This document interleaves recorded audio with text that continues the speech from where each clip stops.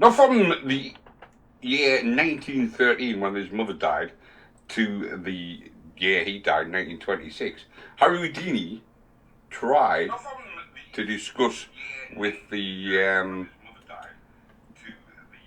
with his clairvoyance and mediums, etc. I'm getting an echo here. But anyway, and all proved to be false. So, the question is, can you speak to the dead? And if so, what would you say?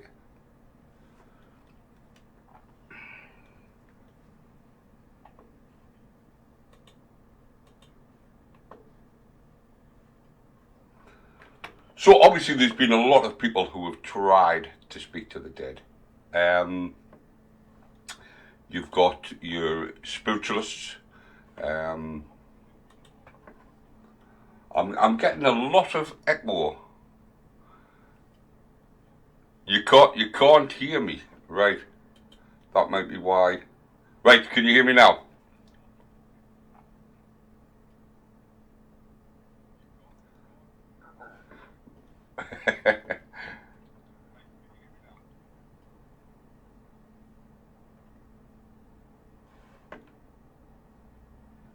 I'm waiting to find out if anybody can actually hear me or not. Right, Christine Solutions got me. Right, talkie, good. So anyway, Harry Houdini, from the year 1913 until he died in 1926, tried to speak to his mother, and he debunked every single one that he went to. Even 10 years after his own death, his wife tried to speak to him, and they had a code that they would give to each other if whoever passed first, and nobody ever gave him that code. So, can you speak to the dead? And if so, who would you want to speak to, and what would you actually say to them? My name is Paddy. This is the Paranormal Experience, and we're going to discuss talking to the dead. So,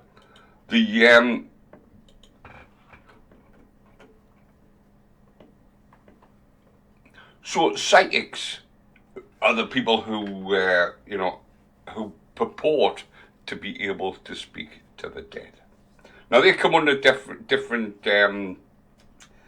headings, shall we say. You have the medium, who is the person who talks to the dead, and this is all under spiritualism. And then you have people who see the future, the precogs or precognition. If you've seen the film Minority Report, you'll know that the three people in the pool were meant to be precognitions even, who saw the future, and that's how they solved crime. Talking to animals. Now, I don't mean, who's a good boy. I mean actually talking to animals. You've heard of the horse whisperer, the goat whisperer, whatever. Remote viewing of rooms or landscapes. Now, remote viewing is when the ability to view places, people, and activities at any place without ever being there and without the aid of a camera. So basically, it's somebody telling me what's in my bedroom without ever being in my bedroom. You've got offering mystical insight into people's lives. So, the usual. Reading auras. Now, an aura is something that we're all meant to have. It's, the thing around you, as it was. Reading minds, where obviously you can read what people are thinking. Reading tarot cards and much more. I mean, I know people have probably heard about tarot card reading. I know I've had my tarot cards read by a friend of my sister's many, many years ago. And let's just say none of it has materialized, because if, and I shouldn't really say this because it could happen next week, if what she said was true, then I'd be in jail now, because that's basically what my tarot card said, that I would end up going to jail. Like I say, obviously I'm not, otherwise I wouldn't be talking to you. But yes, that was one of the things that I was told. Uh, Christine says she knows what's in my room. It's a bed. Absolutely, Christine. Oh, you've obviously got this remote viewing. You obviously know what's going on in my room. So yeah, so no psychic ability has ever been experimentally demonstrated to work reliably in test conditions. If it had, then a gentleman by the name of James Randi, who isn't with us anymore, but he would have been short of a bit of cash, because he did put up a bit of a check which he promised would pass on if somebody could prove that sort of stuff was true. There is zero non-accidental evidence that there's anything going on other than stage magic and conjuring tricks mixed with basic psychology. So this is what the professionals, the scientists, are saying that clairvoyancy is. Do you agree with them? I mean, some people, or should I say this is what psychics, do you agree with them? Do you disagree with them? So the technique. So a clairvoyant is a person, and it's commonly a woman, and I'm not saying that in a sexist remark, but it has been proven that it tends to be commonly women who are clairvoyants. Is that because women know everything? Or is it just simply that it attracts more women than it does men? Is it something more that they're interested in? But anyway, and they're meant to have the power of seeing that which is invisible. There are numerous naturalistic explanations for claims psychics makes. In fact, one of the more successful individuals who has demonstrated psychic abilities is Derren Brown. And he openly admits that there is no magic and no paranormal activity going on, and that he's just using psychology. Suggestions and other tricky to create effects. People who admit they are known as mentalists, people who read other people. Many psychics rely on the same basic techniques, such as cold reading, which everybody's heard about cold reading, warm reading, and hot reading, which will go into what they actually are. To make their victims think the psychic is actually capable of doing something useful. These tricks use well understood naturalistic psychological manipulation to impress a false sense of psychic reading into the victim. Warm or hot reading techniques involve getting the answers straight from the audience's mouth. For example, a researcher will quiz the audience about who they want to contact, and then pass on the info to the psychic secretly. Now, I don't know if you can remember, but I did a show a few months back when I discussed how James Randi exposed a gentleman who did exactly that. He would get them all to fill out a card with the info on who they wanted to speak to, what they wanted to talk about, this, that, and the other. And when he would pick somebody out of the audience, the card had the seat number on of where they were sitting. And when he would pick somebody out of the audience, the person, his assistant, would more or less read out the card to him from a secret location. Obviously, not the person who's insisting him out in the auditorium, because I mean that wouldn't look suspicious, would it at all? You know, somebody comes up to you and starts telling you what you wrote on your card. So yeah, I mean I know it tends to be done with the retail Santa Clauses. I know this because I've experienced this with my son and daughter. In the fact of they would ask the children the name, the elf on the outside would ask the children the name, and then they would say, "Oh, so it's Amber and Aaron," and obviously the two kids would be like, "Yes, yes, it is, yeah." And then they would go in and see Santa, and as soon as they walked in to see Santa, Santa would be like, "Hello, Amber. Hello, Aaron," because obviously he's wearing an earpiece. And that's what they're saying. It's similar with the psychic readings. So, have you been to a psychic and experienced that sort of thing? So, Peter Popoff is just one of several famous frauds that use warm reading techniques to amass unseemly wealth through the exploitation of unfortunate, gullible people. And I say gullible because they have to be. In order for these people to succeed, they have to have a bit of gullibility to them. And Peter Popoff is the guy that I'm talking about that James Randi exposed. Basically, James Randi had a radio expert who tuned into the frequency of the radio waves of this guy. You know, he's sitting there scanning through all the radio waves, and they come across the radio waves of their microphones, and he was able to discover this. And that was, like I say, that was Peter Popoff. So there you go.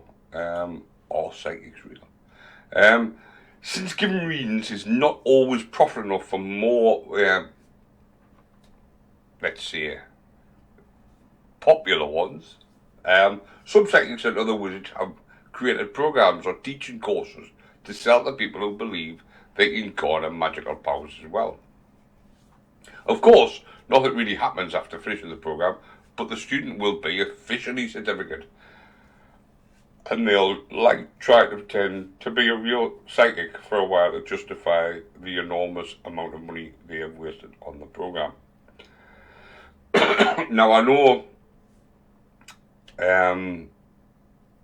people who have paid lots and lots of money, and they go through the training of how to be a psychic, and yes, it's all good and what have you, and you know, you walk away thinking, oh, I'm a psychic, I can talk to the dead, or you know, this, that, the other. But you can't. It's like all the paranormal courses. The only one that actually exists and you can get certified in is parapsychology.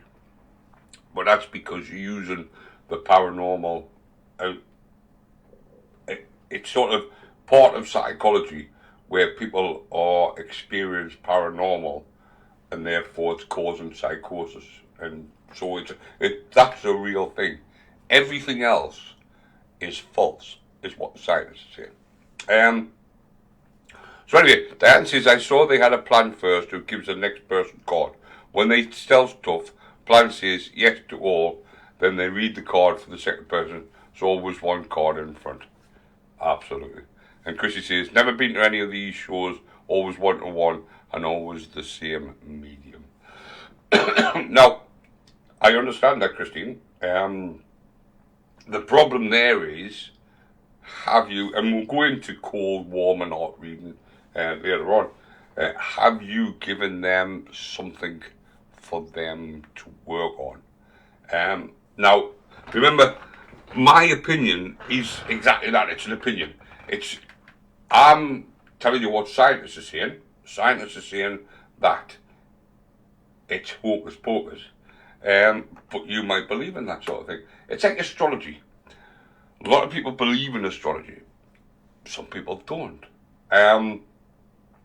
My problem with astrology is, if astrology is real, why do we not experience, or should I say, sorry, if the Sun, the Mirror, the Daily Mail, the Daily Star, the Telegraph, the Times, I'm trying to think of all newspapers, because if I just say the Sun, the Mirror, and the Daily Mail, I sound like I'm a person who tends to wave the Union Jack quite a bit. But anyway, so if it was the same, if it existed, then all the stars would say the same thing about the same star sign. So Leo today would be, right, this is going to happen, this is going to happen, this is going to happen. I'm saying Leo because that's what I am. I was born under the star sign of Leo. So my stars would be the same regardless of what I read, whether it be a magazine, whether it be the Star, the Sun, the Mail, the Telegraph, anywhere that where you find stars, go online, it would all be the same if it was real, because my star sign doesn't change. And it would also mean that however many people share the star sign Leo would have exactly the same reading. Now, we all live different lives. I don't know another Leo who lives the same life as me. I don't know anybody who lives the same life as me, but I don't know another Leo who lives the same life as me, so therefore it can't be true, can it? That's what I'm saying. If you believe in that, and I know people do, I know people in my family who read the stars every day and live by them. So anyway, Erin Pavini, and she just picks any sign for that particular day and says, well, look at the best one. Yeah, you're going to come in the money, that'll do for me. I'm an Aquarius today. But yeah, so anyway, getting back to the psychic skills for sale. Erin Pavlini, who is the ex-wife of Steve Pavlini. Now, I know exactly what you're thinking. Who is Steve Pavlini? Well, he's a life coach and personal development expert who wrote a book called Personal Development for Smart People.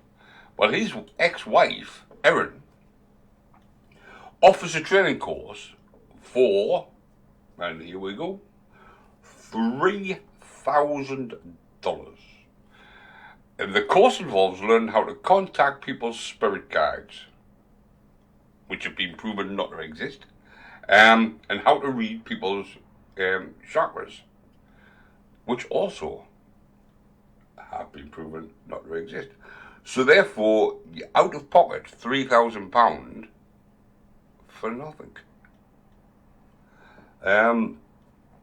Andrea Hess of the Soul Realignment offers a course in learning how to read the Akashic records, which don't actually exist either, for $997. One known victim of the scam was a self-described initiate reader called Adrian DeCoulis. Adrian was providing spirit readings at some point in time, but ended up pulling the service, probably after realising that giving specific answers about people's spirit guides was more likely to have exposed the fraud, and settled on giving initiative readings where they charge people to tell them in what area of their lives they were being blocked according to their Akashic records. The website was hacked in 2011 and basically disappeared off the internet. And then obviously there's a little bit of a psychic comedy in the write-up about this, where it says, and I bet she didn't see that coming. So anyway, Anna Cullen offers a professional initiative training and certificate program. And no one asked where she got the authority to certify people as a professional wizard. Because again, you can't be certified. And that's $925. and the program involves learning how to do readings of Geshik records, spirit guides, and chakras, none of which actually exist. And obviously the age-old thing, you know, for some reason they never seem to be able to predict lottery numbers. So there we go. There's 3 people who charge just under, one $3,000 for a course. The other 2 were just under $1,000. But that's a lot of money. I'm going back to what we were saying before. Gullible people will pay, and that's how they make their money. Could you imagine paying $3,000, or, you know, if you're looking at our country, £2,500 to learn nothing? I don't know.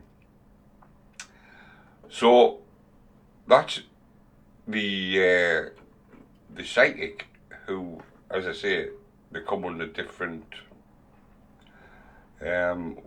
different titles. And we'll go into where they come from. Now, I know there's a lot of people who are involved in spiritualism. And there's going to be 2 sisters that I mentioned, which spiritualists don't like. So spiritualism is a belief that one can contact the dead through a medium leading a seance. There is no evidence that spirits exist, and certainly no evidence that humans can communicate with them. So this is what scientists say. Now, scientists have said this for years and years and years, and for years and years and years, people have said, yes, you can. So it's the age-old argument of which is better, man, woman, horse, dog, you know, horse and dog, cat and dog. Why would you have a horse and a dog? You know, which is the better one? It's one of those arguments that'll go on and on and on. Anyone could talk to the dead. It's, however, getting the dead to talk back to you that's the hard part. And that's exactly how scientists say it. It's not the talking of dead, because how many times have you done it yourself? How many people out there actually, well, I would say everybody out there knows somebody who's died. And how many of you have actually spoken to that person? I know I have. I know I've spoken to my mum and dad. Neither of them have answered me. But yeah. So you do. It's very easy. I get what you said, Christine. It does. It all comes down to personal belief. The problem is, and it's going back to the gullible people, is, you know, if you believe in that, then that's fine for you to believe in it. It's the bringing gullible people in, charging them £3,000, yeah, and stuff like that. That's the bit that gets me. But yeah, you're absolutely right. It is. It's personal belief. If you believe that you're talking, and when I talk to my mum and dad, I believe I'm talking to my mum and dad. As I say, they don't answer me, but I do believe that I'm actually speaking to them. So you're absolutely right. It is personal belief. It's the people who have took advantage of it. So although various spiritualist traditions have their own beliefs, known as principles, there are some shared concepts.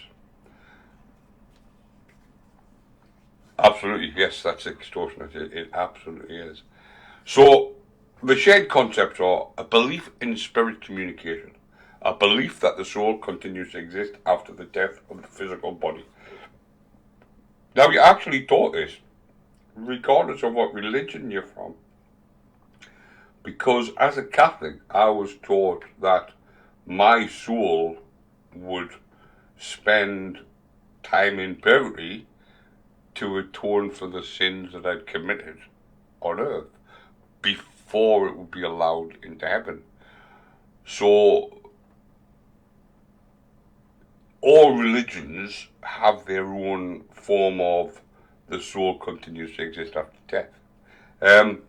Personal responsibility for life circumstances. My father always said, you make your own, there's no such thing as heaven and hell, you make your own heaven and hell here on earth. Which is basically what that's saying. You have to take responsibility for whatever you have done. You know, whatever your life circumstances are, a lot of it is to do with yourself. Now, I'm not going down the route of these influencers who are saying, you know, everybody has the same 24 hours in a day. What I'm saying is, some people are given that opportunity and either grasp it with both hands or let it slip by. Now, I, speaking from experience, know that there's a couple of times that I've let things go that maybe would have changed my life significantly. Prime example, when I left school, I went for 2 interviews, both for a YTS scheme. One was working with the then Derwenside Council as a gardener. So going around planting flowers, digging up trees and this, that and the other. You know, driving the ride-on lawnmowers, you know, cutting the grass verges and this, that and the other. The other one was working in a retail store. Now I chose the retail store because it was cold when I was offered the job. And I was thinking I didn't want to be outside in the winter. That was my sole purpose of choosing the job in the retail. Now, Derwenside Council no longer exists. And neither does the retail store. The difference between the two is Derwenside Council was amalgamated into Durham Council, which still exists. Rumbelows doesn't exist at all. It's gone completely. The guy who took the YTS I was offered with the council, so bear in mind I took a YTS with Rumbelows. Rumbelows no longer exists, so therefore, obviously, I no longer work at Rumbelows. The guy who took the YTS working at the council in the gardening is now the head of Parks and Gardens with Durham County Council. So there you go. That's the difference. So that's somewhere where my personal responsibility has led to my life circumstances. I chose a job because it was warm. I wanted to be inside. I didn't want to be outside in the cold. And he's on whatever, 50, 60, 70, 80,000 a year. And I drive a public bus for a living. Not that there's anything wrong with driving a public bus. I thoroughly enjoy driving the public bus. But you see me point. He works Monday to Friday, 9 to 5, every weekend off. And he gets paid vast amount of money for doing it. I work whenever I get told, and so on and so forth. Even after death, it's possible for your soul to learn and improve. And going back to what I was saying about being a Catholic, this is what we were told. That if we had sinned on this earth, and bear in mind I'm talking about when I was at junior school, so a sin to me at junior school was telling lies, being disrespectful, stealing sweets from a shop, that sort of thing. That was the sort of thing that I was told was a sin when I was younger. So if I carried on doing that, I would go to purgatory. My soul would go to purgatory and suffer until it was clean enough to go to heaven. So even after death, it's possible for my soul to learn and improve. Obviously, as I've grown up, I realise, yes, lying is a sin. You know, stealing is a sin. Regardless of what it is you're stealing, it's a sin. Not going to church on a Sunday is not a sin. Because You don't have to turn up at an establishment to preach or be a practicing Catholic or whatever religion you are.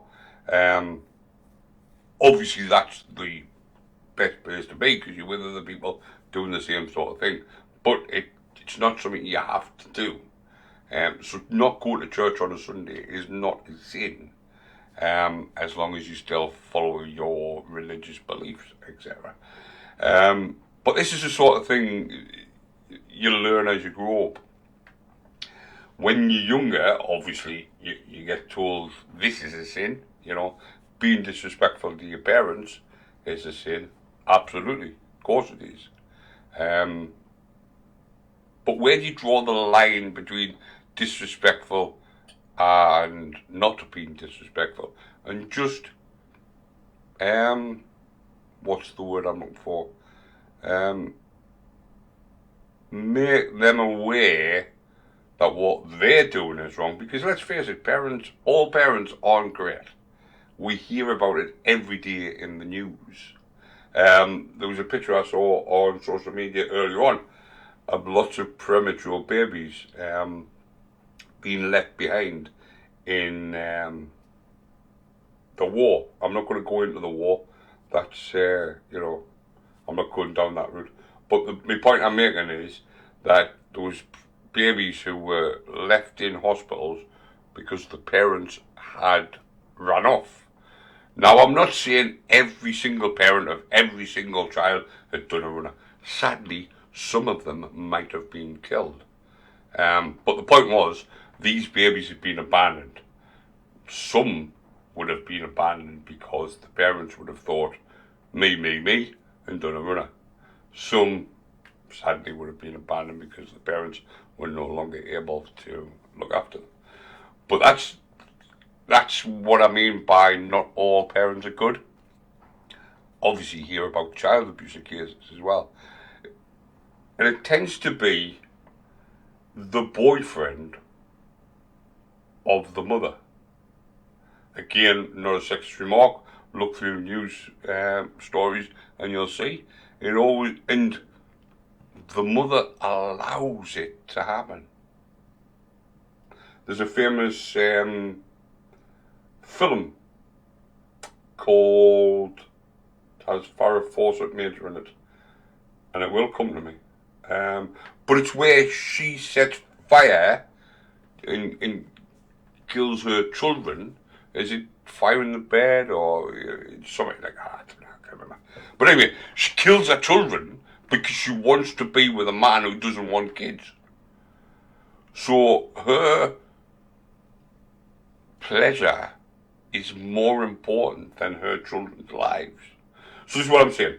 I'm not going to dwell on the moment because, I had great parents, so I can't comment. So belief in God often referred to as an infinite intelligence. So you always get people who will say, if God exists, why does he allow cancer in kids? Why does he allow this? Why does he allow that?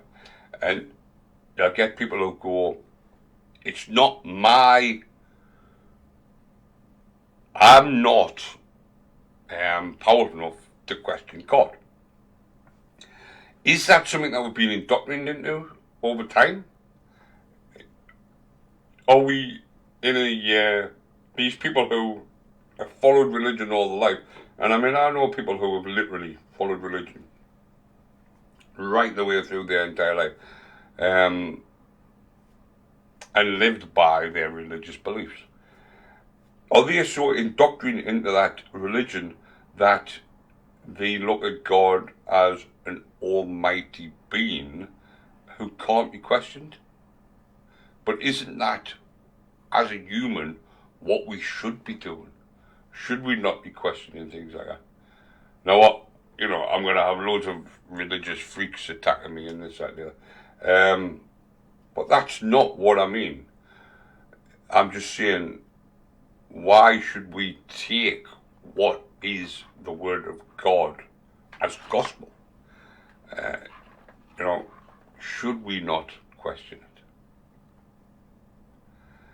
Because anybody who believes in the paranormal is questioning God, because God doesn't. It makes no sense.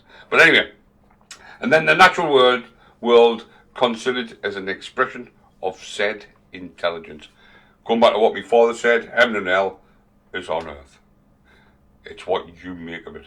So it's your expression of what you and your God have come up with. So spiritualists believe in communicating with spirits of the dead. According to spiritualists and mediums, are humans gifted to do this, often through seances. They believe that spirits are capable of growth and perfection, progressing through so-called higher spheres or planes in the afterlife, and that anyone may become a medium through study and practice.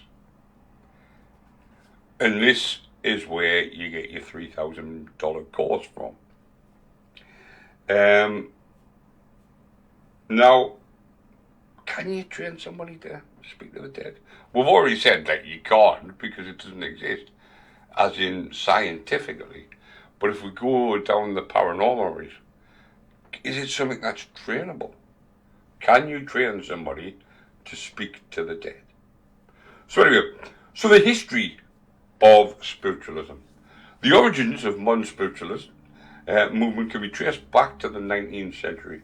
It initially seemed to offer the possibility of scientific inquiry into the afterlife, although hard evidence proved less common than fakery, because mediumship maintained that divine truth was accessible to any individual regardless of gender. It became linked to the first wave feminism of the 19th century. Remember we were saying clairvoyants, mediums tend to be more female. Most mediums were female, and according to mediumship maintained that women were uniquely qualified to communicate with spirits of the dead, and offered female mediums a new independence. So remember, you talked about the 19th century when women were repressed. So therefore, talking to the dead give them that new lease of life, and it became a new independence. Authority and the potential to undermine conventional class and gender relations in the home and in society.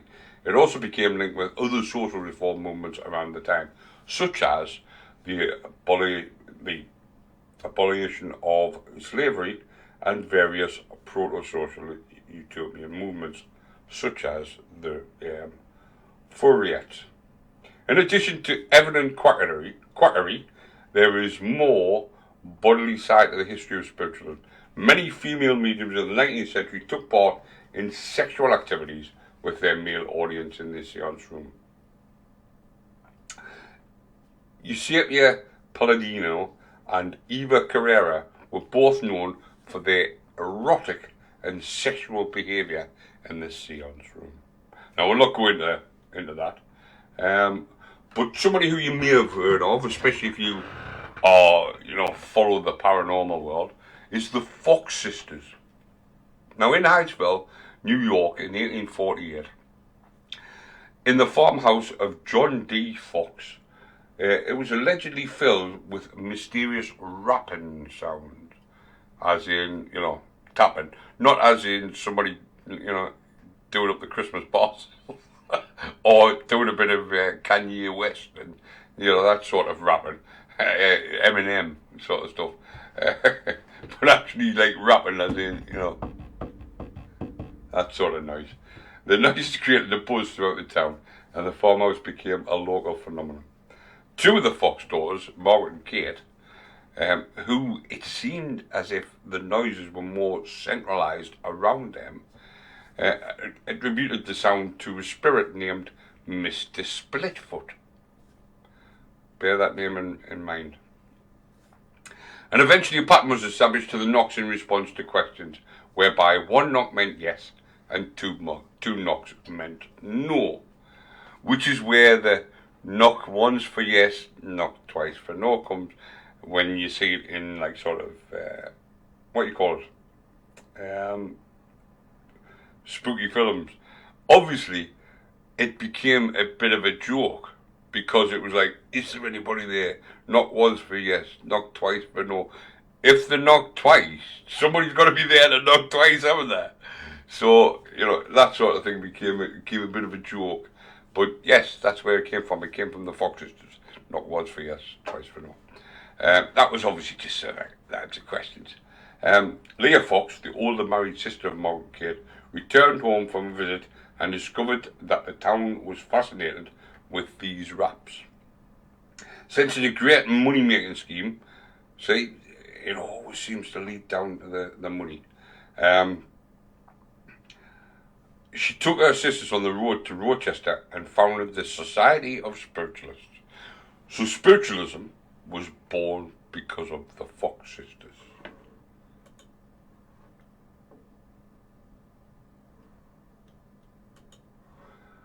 So, when you hear of spiritualism, but obviously the spiritualists want to disassociate themselves from the Fox sisters, and we'll come to that in a minute.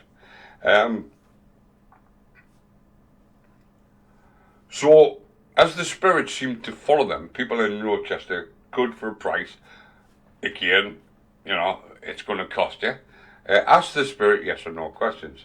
The sisters went on a tour of cities, including Philadelphia and New York. And as spiritualism increased, so did the number of seances not involved in the Fox sisters. Mediums would lead them, asking spirits yes or no questions, which was responded to with the same system of raps. So remember, we've got Mr. Splitfoot. They charge him money for all this. So on October the 21st, 1888, so round about the same time as Jack the Ripper was doing his business in London, the Fox sisters were doing their business in New York. Obviously completely different type of business, The Fox sisters were speaking to the dead, and Jack the Ripper was making people dead. So Margaret, done with travelling, wrote to the New York World. She explained that everything that the Fox sisters had done was a fraud. They had begun in their house by pulling an apple connected to a string, and eventually discovered that by snapping toe joints, remember, Splitfoot, against wood, the sound would resonate through the house. It is speculated that at the time of the confession, there were 8 million spiritualists in the United States. And after her confession, Margaret gave a demonstration of the tricks she used for her spirit rapping in front of a large audience. However, and this is what we're saying about personal belief, the spiritualists were undeterred. So here's one of the women who started the whole spiritualist movement, demonstrating the fraud that they had committed, and yet spiritualists were undeterred. And I can never remember who said it, whether it was Orson Welles, Mark Twain, Albert Einstein. It was somebody famous anyway, who said it's easier to fool somebody than what it is to convince them that they've been fooled. Now we've seen it a lot, and again I'm not going to go down the political route, but we've seen it a lot with this, first of all it was Brexit, now it's the pandemic, all the conspiracy theories. And people believe these conspiracies. Flat Earthers, prime example. If Dave's listening, he'll now be throwing things at his radio. But yeah, Flat Earthers, they will not accept that all the evidence that the Earth is round. I've always said, and I'll carry on saying it, I don't know what they get out of whether it's flat or round. Is it the fact of, well, it means we've been lied to all these years? Well, yeah. Okay, we've been lied to. But they're not the only one. So anyway, So people believe something, and then they're told something, and they start believing it, and then it becomes a reality. We could probably list loads of things tonight of what people have been told over the years, which has become, I can think of things running around in my head. I can't actually name one precisely, but there's loads of stuff that I know that I've been told over the time, which has been proven false. A prime example. Slaves built the pyramids for the pharaohs. No, slaves didn't build the pyramids for the pharaohs. It was actually builders who built the pyramids for pharaohs. Or you've got aliens if some people, go down that route. But yeah, I was told that, pharaohs beat slaves to death building the pyramids, but in actual fact, it was workers. And they were workers because they actually went on strike. And because they weren't paid money like we're paid money, they were paid in grain because obviously that was their currency. And at the time, they believed they weren't getting enough grain, so they went on strike and got more grain. Would slaves be able to go on strike and get more grain, or would they just be took round the back and, well, they wouldn't even be took round the back, would they? They'd be tied to a pole in the middle of the work site and beaten to death, to deter other people from doing it. So, yes, that's a fallacy. So Stephen Fry, who obviously, is classed as one of the big brains of the UK, there are people who pretend quite wrongly that dead people can speak, which they can't because they're dead. They don't want to talk to you, they're dead. But there are people, a class of fraud, and I'm saying this directly to you out there, you are a fraud. If you were a medium, you are fraudulent. So this is what Stephen Fry is saying about mediumships and clairvoyance and this and that.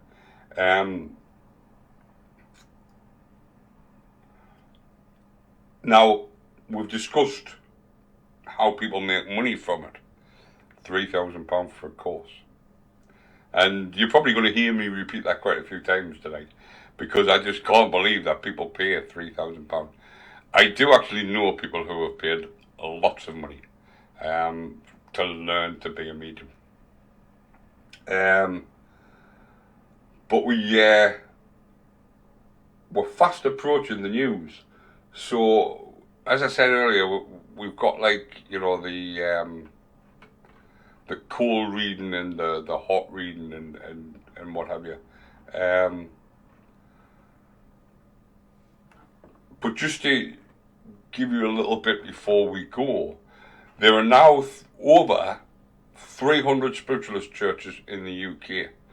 The British government intends to introduce a law which will make claims made by spiritualists subject to consumer legislation.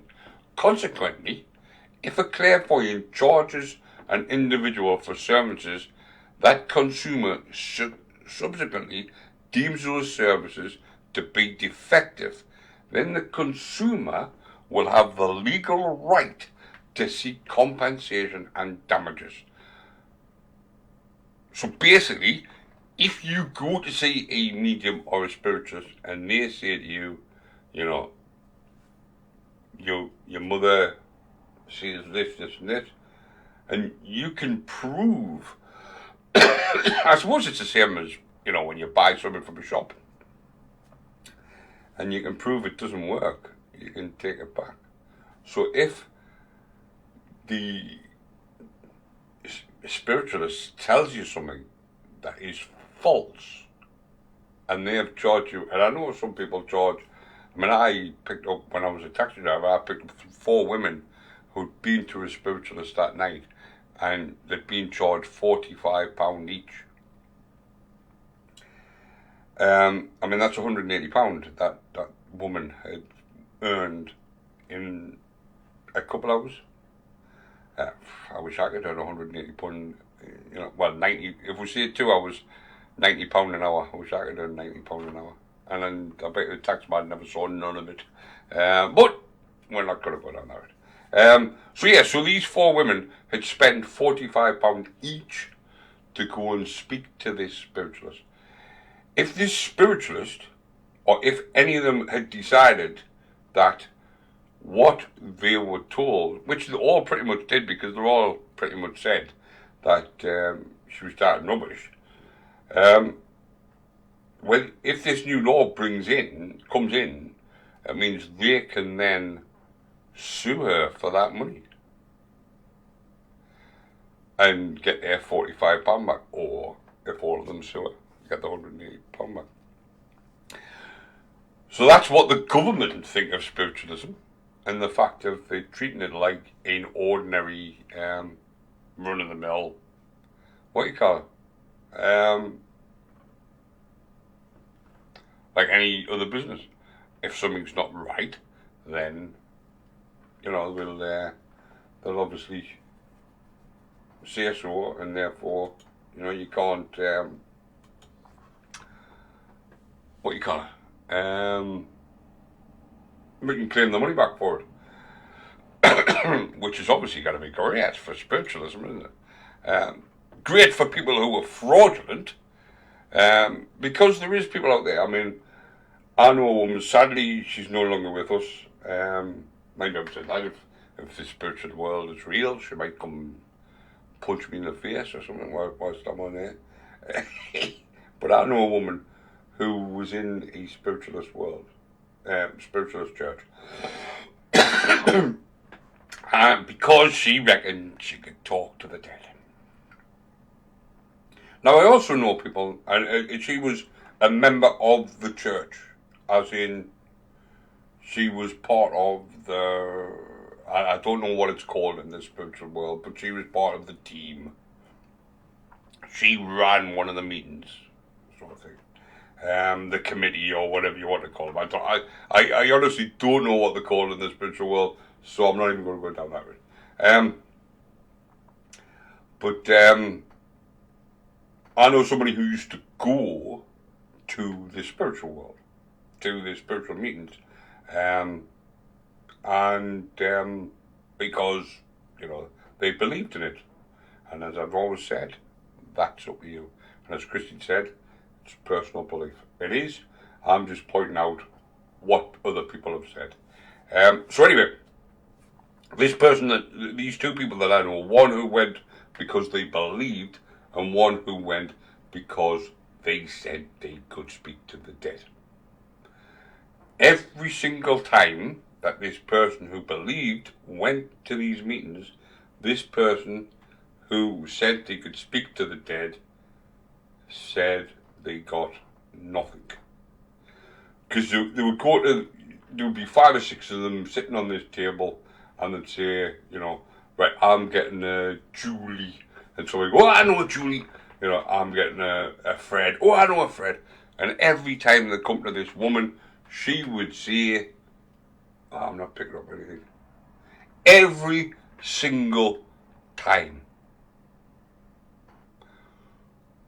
Or every single time this other person went, that's what she would say. Now, I've got nothing against people who want to go to spiritualist church. One of my friends is a spiritualist, as you know. So I've got nothing against it. But if you go to speak to the dead, at least have some attempt. How difficult is it? And we will find out after the news how people do it. So a medium is someone who claims to speak with spirits. It's the main belief of spiritualism. Most mediums are charlatans, helping people to part with their money and have been exposed using tricks. While the majority of mediums claim psychic powers, there are few, known as mentalists, who are honest about their use of psychological principles and tricks. And that is almost certain that the real mediums actually use. Some mediums may even be unaware that they're using these techniques and genuinely believe that they have powers. The rest are well aware that they are not really speaking with spirits from the spirit world, but are usually considered to be the most reviled, Some of the tricks that medium use we'll discuss after the news. So, have you visited a medium? Did the medium tell you what you wanted to hear, or did the medium tell you something that you didn't want to hear, but is real? Because that's the thing. It's all well and good me sitting here reading about scientists and how they've debunked spiritualism, whatever. But have you ever been to a spiritualist and the spiritualist or a medium and they've told you something and you've gone, yeah, that's real. Nobody else could know it. Houdini and his wife had a code. So he spent 13 years from 1913 to 1926 trying to contact his mother. And he used his illusionist background to expose mediums and clairvoyants.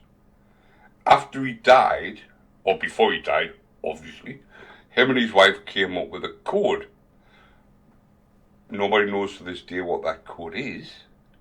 But they came up with a code anyway. And for 10 years, she didn't die until 1943, but for 10 years, so from 1926 to 1936, she would go, so she carried on his legacy and went to clairvoyance. And every time she asked about the code, so they would say, yes, I've got Harry coming through. You know, he wants to say that he's in a better place, this, that, and the other. She would say, so Harry, what was the code? What was the word, the number, whatever? As I say, nobody's privy to what the code was. It could have been anything. It could have been Harry Houdini's date of birth. It could have been her date of birth. It could have been the date that they met. It could have been a name. It could have been anything. But she would ask the clairvoyant, the medium, whatever, like, so Harry, what was the code? And they never ever revealed what the code was. So she'd said, we'll say it was elephant. So Harry, what's our code? And they would either try and guess, and then she would be like, no, you're wrong, that wasn't our code. Or, well, how, Harry, you know what our code is. Diane says her and her husband have a code, and only they know. And it's only right. And as I say, Harry Houdini and his wife had a code, and even to this day, she died in 1943. Even to this day, you know, what, 80 years later, we don't know what the code is, because it's never been revealed. So therefore, their code was pretty secure. So anyway, I hope you enjoyed the first bit of the paranormal experience today. I'm now going to take a break where I shall play you the news, but also I will play you a cabinet of curiosities. I'm sure you've been missing the cabinet of curiosities. I haven't actually listened to any for ages, so I'm going to thoroughly enjoy this cabinet of curiosities because I haven't heard it, and also I haven't listened to any for ages. So here's the news, and then a cabinet of curiosities. So I should be back in about 15 minutes. See you soon.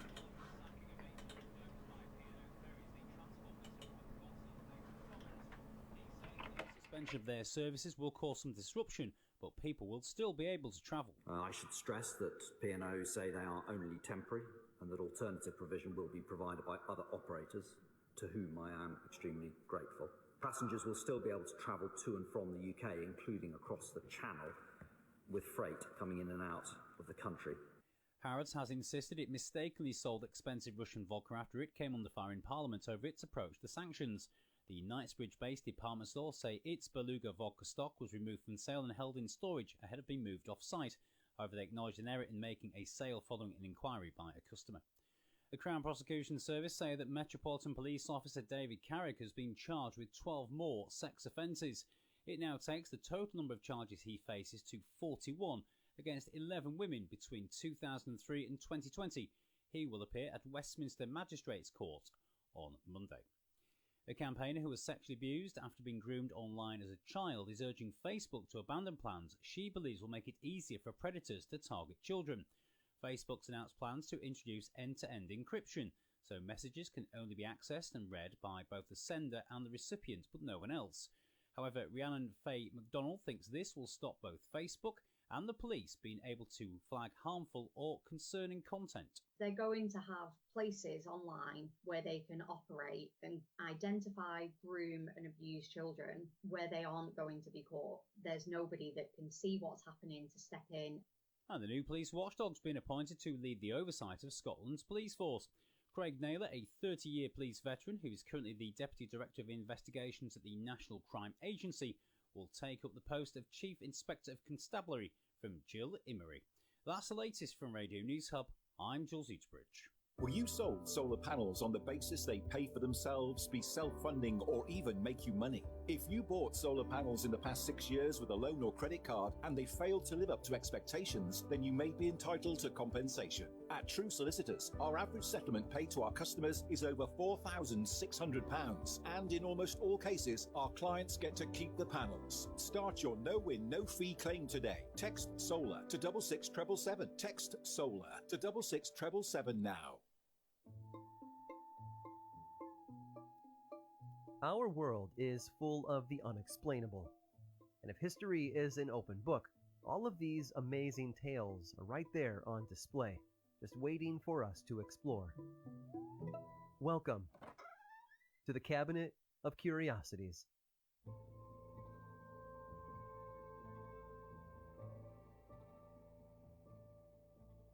When you think of movie stars, there are way too many to pick from these days.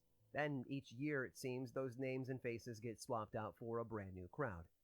But a century ago, the list was a lot smaller, and sitting right at the top of it all was Rudolph Valentino. He was the original pop culture icon.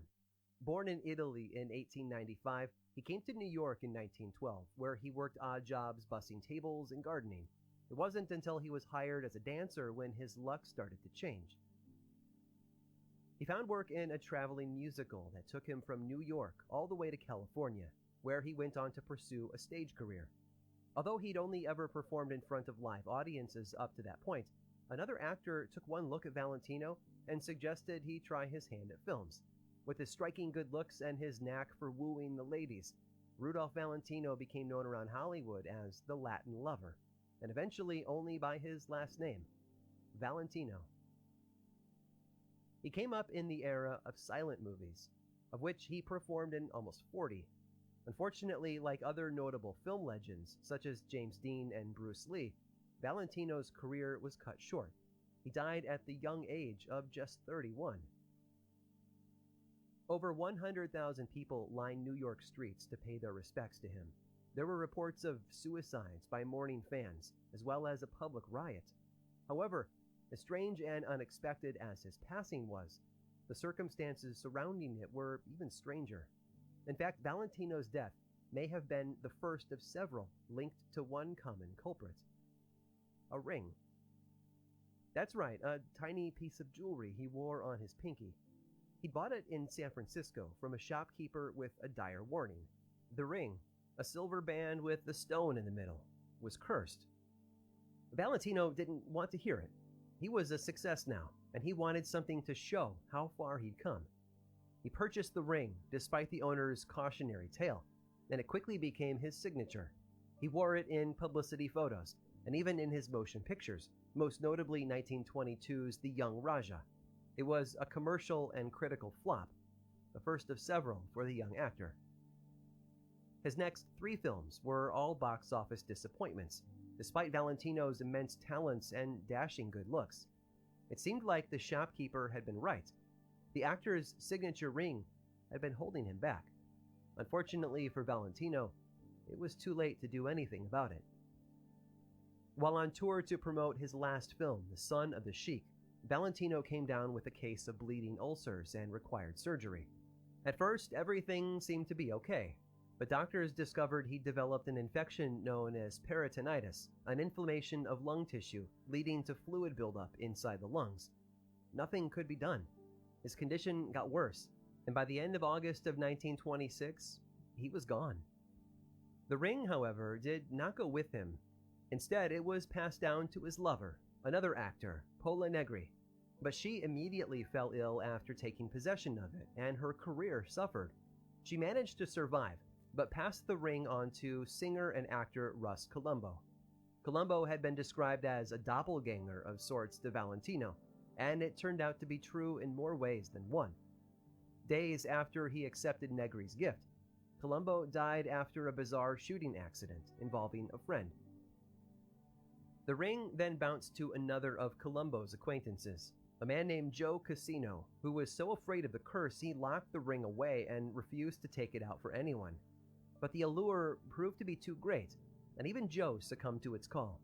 He'd only been wearing the ring a week when he was struck and killed by a truck. Casino's brother Del was the next to claim the ring, and decided to lend it to a Rudolph Valentino memorabilia collector. Perhaps he hoped that the curse hadn't been a curse at all. Maybe the ring had just been an innocent part of a bunch of odd coincidences. Well, you might think that if the ring's journey ended there. But it didn't. One night, Del came home to find his house had been robbed. Guess what had been taken? That's right, Valentino's ring.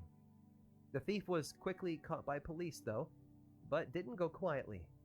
An officer fired a warning shot that ended up killing him instead. Several years later, figure skater Jack Dunn slipped the ring onto his finger for a screen test. The film? A biopic about the late Valentino. 10 days later, Dunn passed away from a rare blood disease. After that, the ring was locked away, never to be seen or worn again. Today, no one knows where it is, and Valentino's spirit is said to haunt many locations around Los Angeles, searching for it. That busboy from Italy certainly made a name for himself in his short time on Earth. While his career had not been as prolific as some of his peers, he still remembered and watched to this day. And the name Valentino has become synonymous with the notion of the Hollywood heartthrob. After all, it does have a nice ring to it, doesn't it?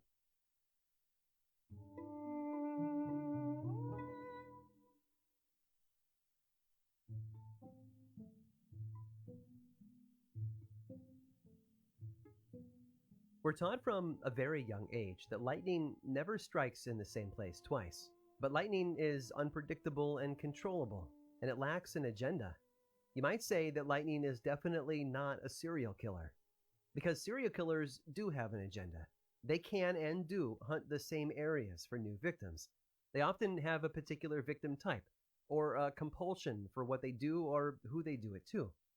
That was the case in Birmingham, England. Her name was Mary Ashford, and she had plans to go dancing with her friend Hannah Cox one Monday evening. She walked from her home in Langley Heath to Hannah's house and dropped off her party dress for that night. After work, she came by to change, and then the two of them headed out to the party together. Mary and Hannah had danced with several men throughout the night, but two had entirely captured their attentions: Benjamin Carter and Abraham Thornton. The two couples departed the dance around midnight, but after walking Hannah to her door, Benjamin headed back to the dance. Mr. Thornton and Mary, however, had other plans. They walked the route to Mary's grandfather's house, talking until about 4 in the morning, when Mary went back to Hannah's to pick up her work clothes from the night before. That was the last time anyone saw her alive. Early the next morning, a man walking through Pipe Hayes Park came across a pile of women's clothing next to a large pit filled with water. He told the locals what he'd found, and filled with a growing sense of dread, they knew what had to be done. They dredged the pit and came up with the body, a woman who, according to the police, had been drowned. She had bruises up and down her arms, clear signs of a struggle just before her murder.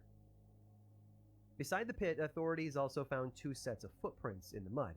One had been Mary Ashford's. Another set belonged to Abraham Thornton. He admitted to spending the evening with the late Miss Ashford, but swore up and down that he didn't kill her.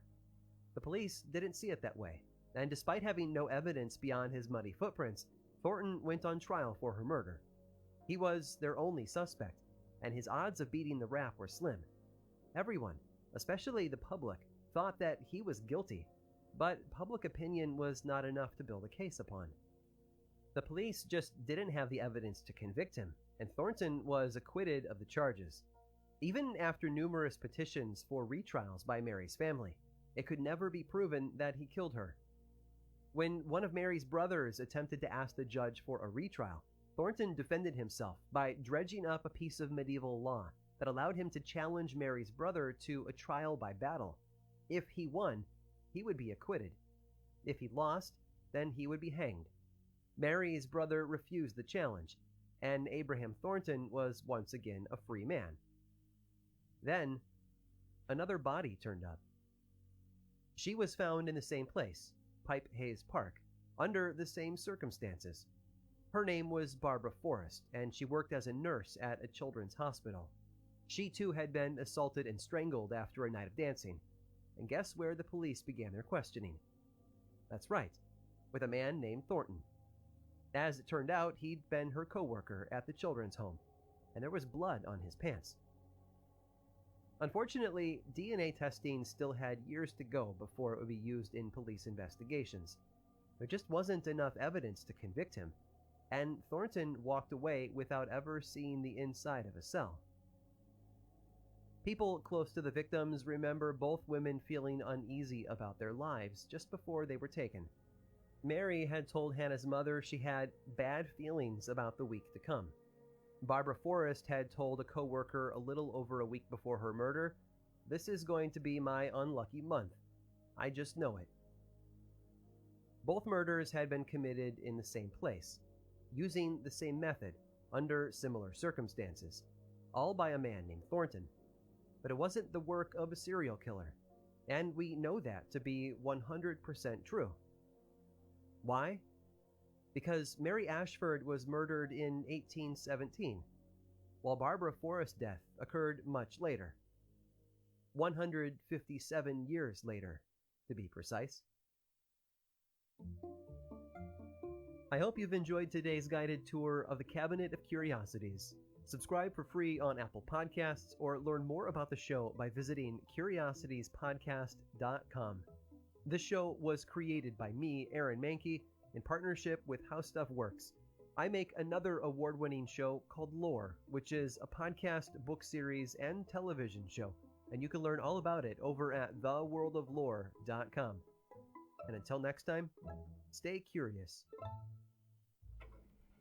So Aaron Mankey there with these Cabinet of Curiosities. I do really like the Cabinet of Curiosities. If you haven't heard them, apart from obviously what you've heard on the Paranormal Experience, then do go to wherever you get your podcasts from. I use a one called Podbeam, and it's got Murder Mile, which you can listen to on a Sunday evening directly after my show. Also, directly after Murder Mile is another Aaron Mankey podcast called Lore. It's slightly longer than the Cabinet of Curiosities, but it's all about folklore and how through the years folklore has existed and whatever, and it is very, very interesting. So anyway, we were talking about speaking to the dead, and obviously how psychics use that. During that time that we're off air there, Christina said, "I've been to a spiritualist meeting once. I didn't know them, and they didn't know me. But one told me specific names of my family and told me my husband's name. She told me he was happy where he was and not to worry about him, which is probably run-of-the-mill speech." It tends to be, doesn't it? One, it's easier for you to hear that. And two, you don't really want to know that if they are speaking to the dead, that person is suffering. So, yeah, it probably is run-of-the-mill speech. But she was impressed with her, just getting their names right. And I never said anything to her at all. So Diane says, A friend went to one, told her all kinds of stuff, she had to give name, etc. And you can find out loads from birth stroke death certificates with only a bit of info. Also, her 2 daughters had already been in. Christian says, I was never asked anything. They didn't even know I was going. So it makes you wonder where they got the information from. And then she also adds, some of the Cabinet Curiosities are really good. They are. They're very good. As I said, if you want a little bit of a longer story, then listen to Law, because they're the Cabinet Curiosities are about 7-8 minutes long each, whereas the Law ones are about 20 minutes.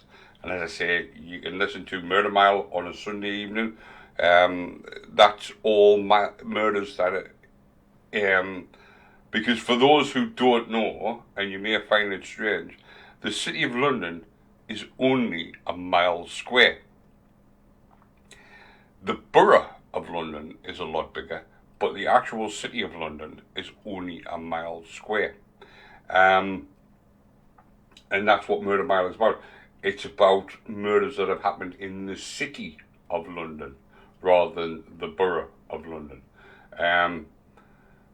So it can be anything from Jack the Ripper right up until, I think Sunday's case is something that happened in 2004. So it covers the whole of the mile over the years. And then you have the Law, which, as I say, is a little bit longer. But anyway, getting back to tonight, so we spoke about speaking to the dead, and Christine's obviously been to a spiritualist meeting, and they give her information. Now, this is when we go into how people find out that information. And we have what's called cold reading. Now, cold reading is the ability to gain information about someone without that person realizing that they are actually giving up the information themselves. And this is achieved using a series of tricks and psychological manipulations to coax information out of that person, and then to pass it off as being generated by psychic powers. These tricks are combined with selective reporting or clever editing to give the appearance that the reading was very successful and almost magical. If done right, a cold reading leaves a person, or at least most of the audience, completely unaware that they have revealed the information themselves.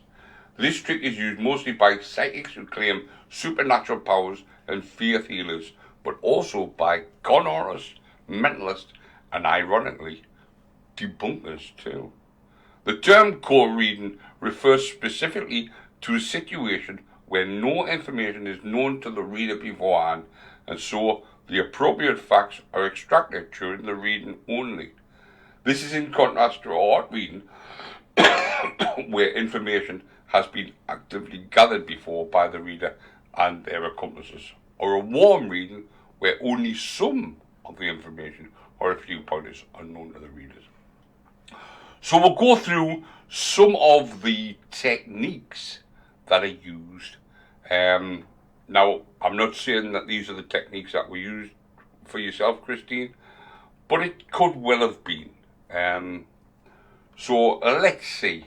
So we have the first one, which is the Barnum effect, which you may have guessed is named after P.T. Barnum.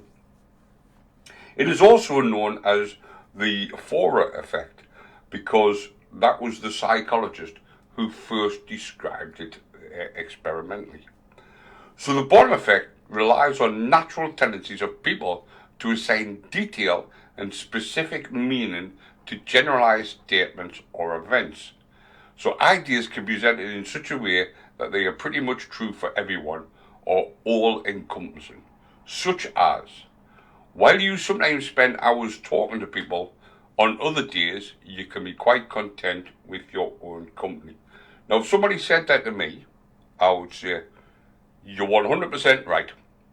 During work, I spend hours talking to people, getting on and off the bus. During the show, I spend hours talking to people. Like tonight, I'm spending 3 hours talking to you, to the listeners. On a Sunday, I spend 3 hours, or part of 3 hours, talking to people. But then there's other times when I'm in the house watching the telly, pottering on, doing stuff by myself, and I'm quite content to do that. Sometimes the effects can be made to be more pronounced by tailoring it to a particular demographic, such as students who would be more responsive to specifics such as intellectual insecurities or academic issues that may not apply to the wider public. So, if you're talking to a student, you may say you're worried about your theses or this, that, and the other. Students obviously are. I know when I did my degree, my hardest part was starting to sit down and write. Once I sat down, I was tapping away like there was no tomorrow. The ideas were flowing and I get going, but it was the initial me sitting down in front of the computer to actually start writing it. It was a 5,000 word thesis, and it took me no time at all to write it once I started.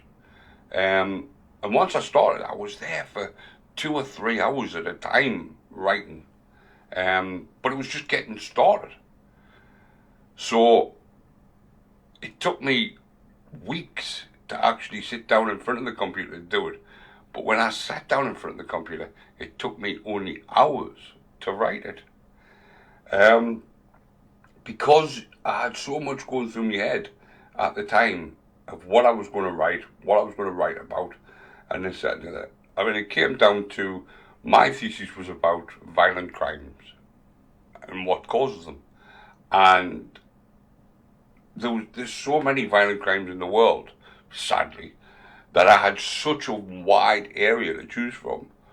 But I ended up boiling it down to 5 in particular. And they were the Dunblane massacre, which happened 26 years ago on the 13th, was it the 13th? I only wrote it in my thesis. Yes, so 26 years ago on the 13th of March, so only 4 days ago, 26 years ago, was when the Dunblane massacre happened. Then there was the Hungerford massacre. Now, I've actually been to Hungerford, and I've actually not walked, but drove the area that Michael Ryan took, like the route that Michael Ryan took. And believe me, when you see it on the news, and you see, documentaries and whatever, and they show you the news footage, and you see the area on the news, but then when you do it for real, and you see it with your own eyes, it was such a surreal moment to visualize this man walking through the streets, shooting people, in a street where I was. It was 35 years beforehand when it happened, but it was still the fact of that I was in the area when this happened, and I could see the news footage in my head as I could see the actual streets for real. And it was such a surreal moment. The acid attack, the young girl who was attacked because her boyfriend got jealous that she was seeing somebody else instead, and a couple others, which I completely forgotten about. but yes, they were all violent crimes, and that's what I wrote about. So, if somebody was to say to me at the time, "You worried about your thesis?" Yes, I was. I was very worried about it because I didn't know what to write. But once I got writing, then I did. The power of the bottom effect lies in the tendency for people to not view these statements as generalizations. So remember what I said about, while sometimes you spend hours talking to people, on other days you can be quite concerned. Now, I wouldn't, because of the fact of that is something that I do, I wouldn't generalize that. So I wouldn't think, well, that's, lots of people do that. I would think that it was specific to me. And that's what they're saying. The power of the bottom effect lies in the tendency for people to not view these statements as generalizations. So I wouldn't view that as a generalization. I would view that as somebody talking about me. So they instead seek out specific examples in their lives that match the generalization and project the knowledge about this specific to the reader. So, I told you what people said while you sometimes spend hours with people, or the demographic about students. Then I give you an example of each statement and how it fit with me. And that's what the saying the bottom effect is. It's where they give a generalization, you then give specifics back where it fits with you. With respect to the cold reading, this allows a reader to start with a very vague statement to get the target comfortable and more willing to divulge the specifics needed for later. So this is what I'm saying about the likes of what happened with yourself, Christine. Now, I'm not saying this did happen. I'm saying this is what could have happened. They've told you something. You've thought it was specific to you. You've then replied to that specifically. And they've then picked up on it and so on and so forth. The names are a little bit harder to guess, but we'll come to that. In 1948, the psychologist Bertram Forer, who I mentioned also has this named after him, gave a personality test to his students and then gave them a personality analysis supposedly based on the test results. He invited each of them to rate the analysis on a scale of 0, which is very poor, no relation to them at all, to 5, which was excellent as it applied to themselves. And the average score was 4.26. He then revealed that each student had given the same analysis, which was Forer had in fact assembled his text of various conflicting horoscopes. So remember what we were saying earlier on about if horoscopes were true, if astrology were true, all of them be the same. But what he did was he took various horoscopes and put them together and used them as a basis for his Barnum effect test, and he got a score of 4.26. Now out of 5, that's a pretty good score. Chris Angel used a very similar method to give the exact same tarot card reading to 5 different people, all of whom said it described them perfectly. Darren Brown recalls repeating the experiment in Tricks of the Mind, where each person who received the reading rated how accurate it was, and all rated it at least above 50%. Many actually scored it as high as 90%. One of the respondents was so seriously freaked out by how accurate it was, he actually refused to continue because of it. So basically, he had this reading, thought it was so specific to him that he said, "That's it. I'm out. I'm not doing anymore." So statements that are used in cold reading that rely on the Barnum effect include. So, just whilst you're listening, think to yourself how many of these, if I was to meet you for the first time, if I was to say to you any of these, how accurate would I be? Now, I've already seen one on here which instantly I would go, oh. But anyway, I sense that you are sometimes insecure, especially with people you don't know very well. Now, how many people go into a room full of people and they meet people that they've never met before, and you get a bit anxious because of the fact that you're meeting new people? You have a box of old, unsorted photographs in your house. Now, the problem here is, if I was one of these gullible people, I would say, well, I don't have a box, but I have one of those photographic envelopes, you know. I don't even know if you get them anymore. But when you used to take your your negatives to a chemist, you would get your photographs back in a like envelope sort of thing, where you would get your negative back, plus you would get the photos from the negative in like an envelope. Well, I've got one of them full of unsorted photographs. You had an accident when you were a child involving water. Now, I have mentioned this story in the past. This isn't the one, by the way, that I went whoa at. But you had an accident with a child involving water. Now, I've mentioned this story before.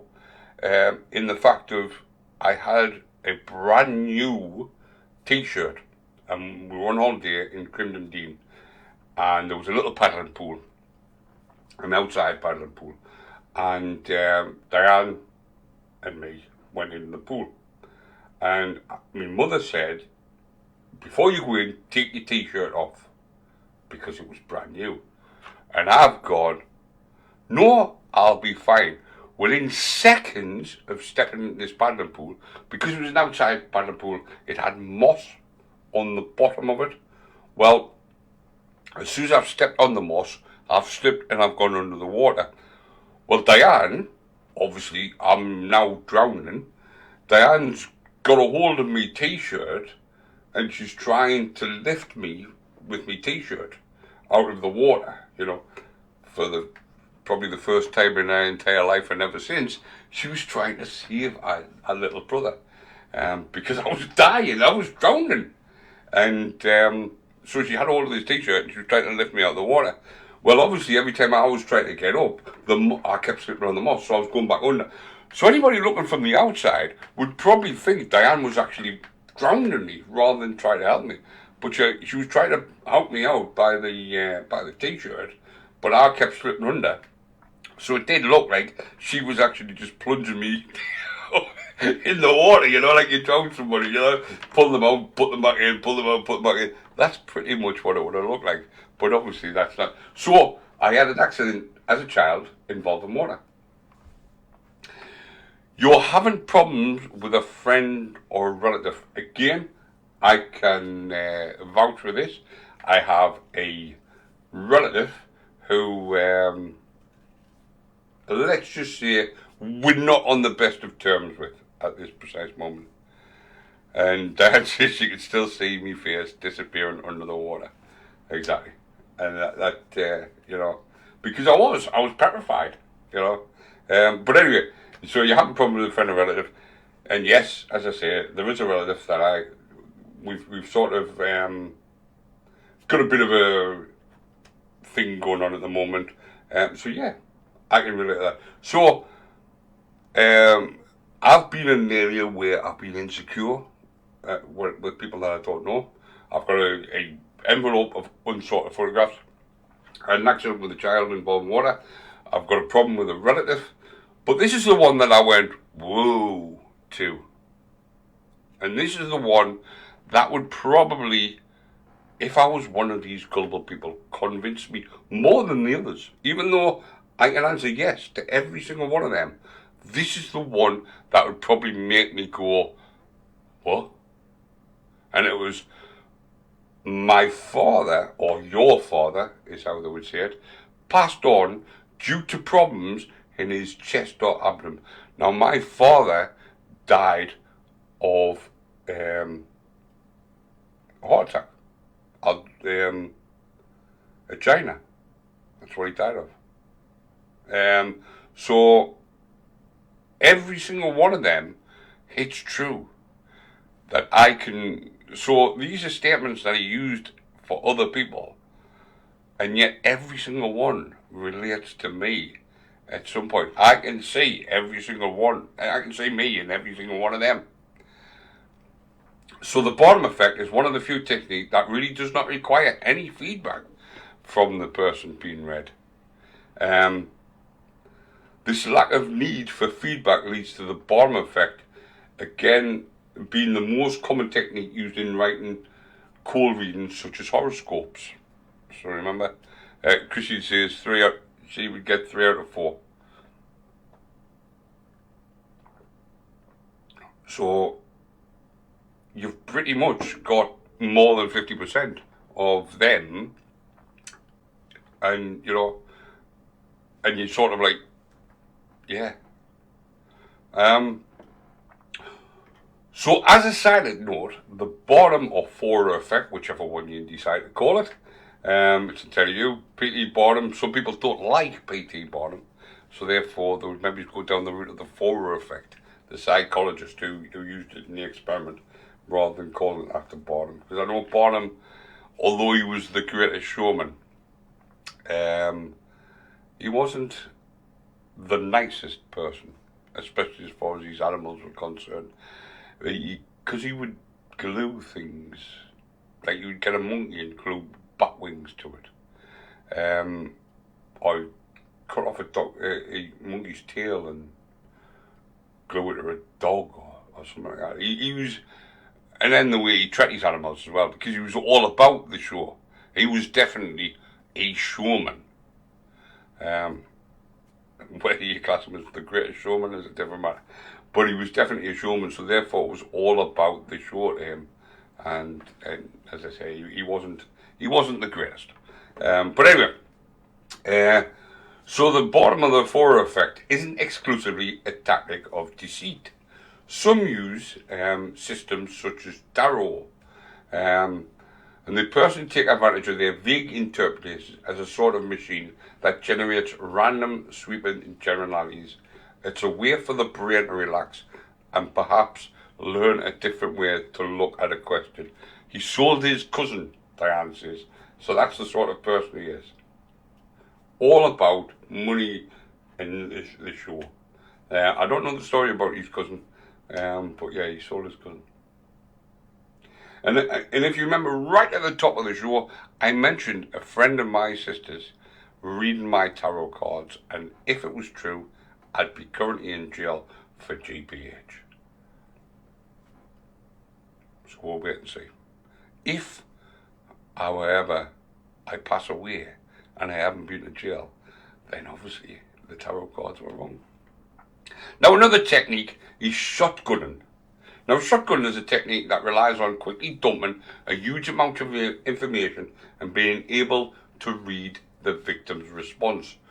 This is often done early in a reading.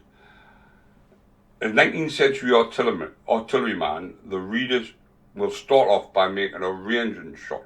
So, for those who don't know what they mean by artillery and a ranging shot, in the artillery, what they do is, you may have heard it on films or TV programs, and they'll say fire for effect.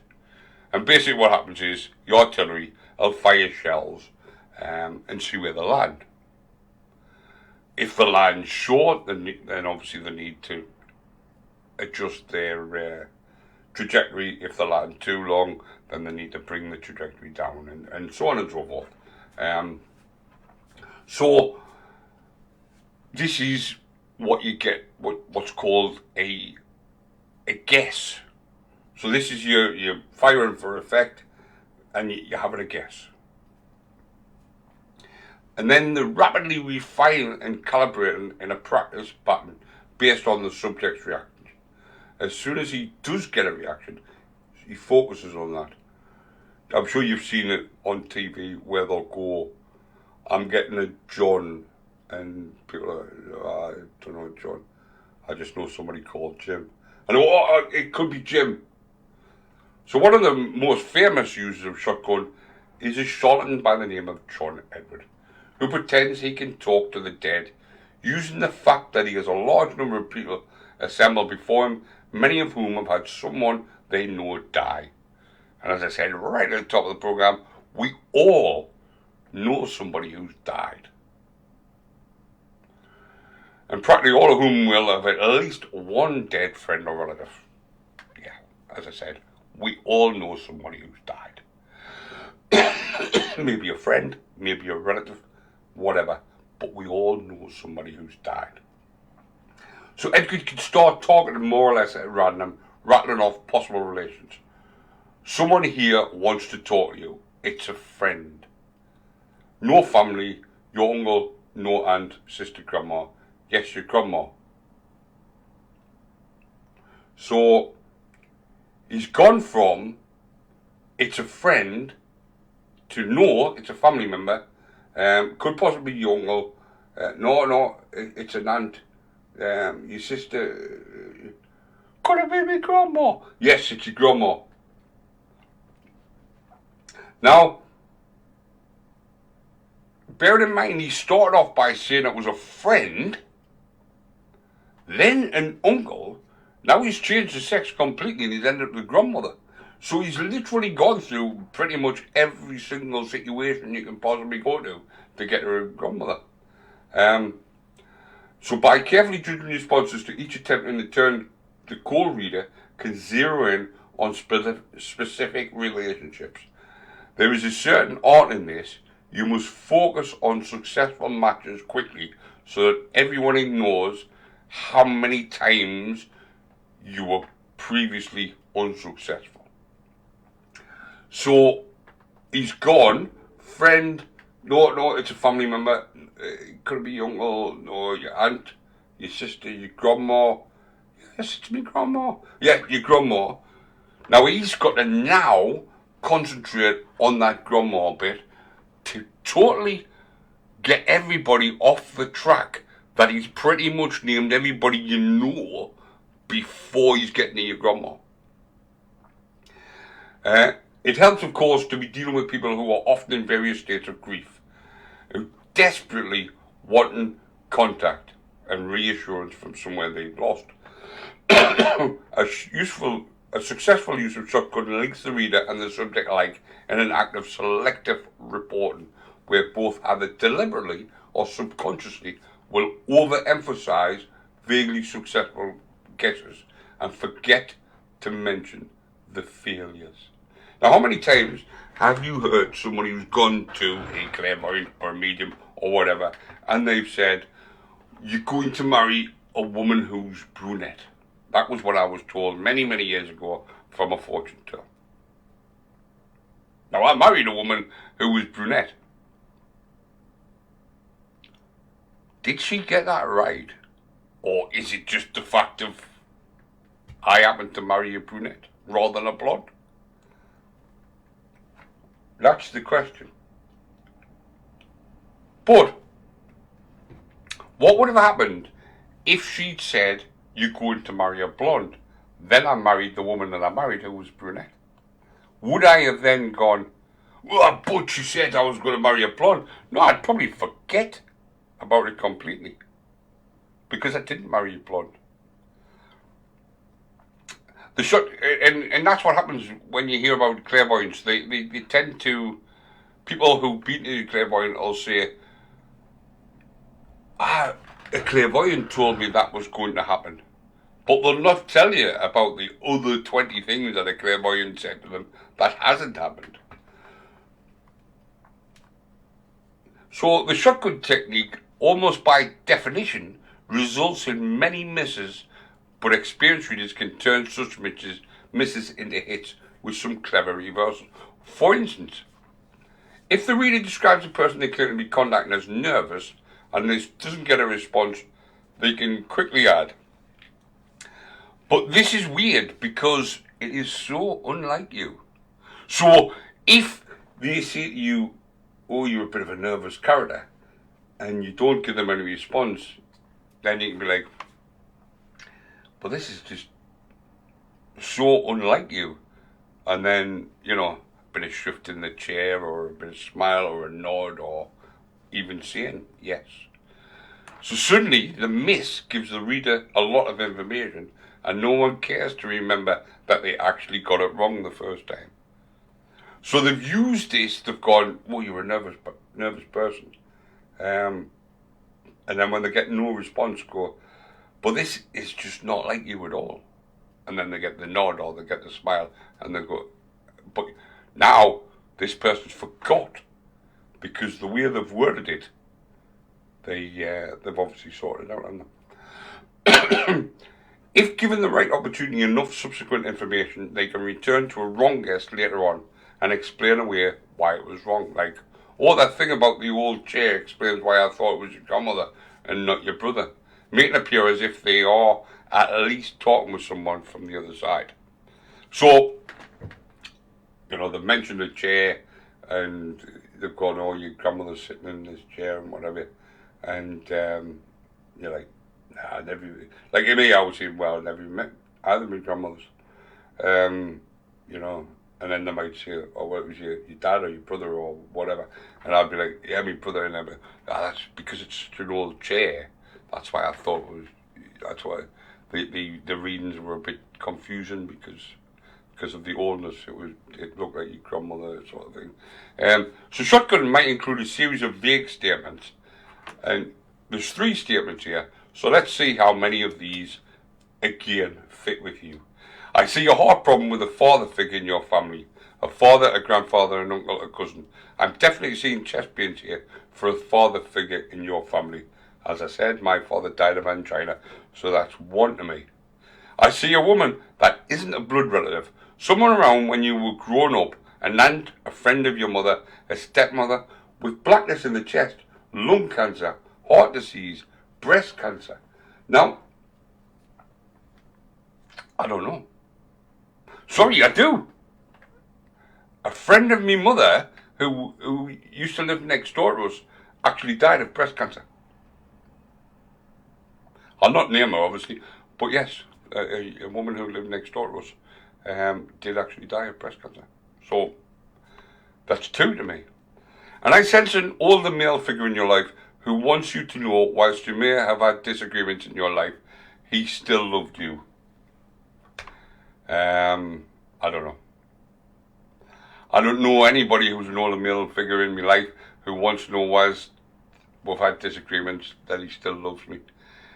It could be true. As I mentioned earlier on, there's a bit of a feud between a member of my family and me. He might still, because he's my relation, I almost said what relation he was. He might still, because he's a relation, he might still love me because he's a relation. Or he might not.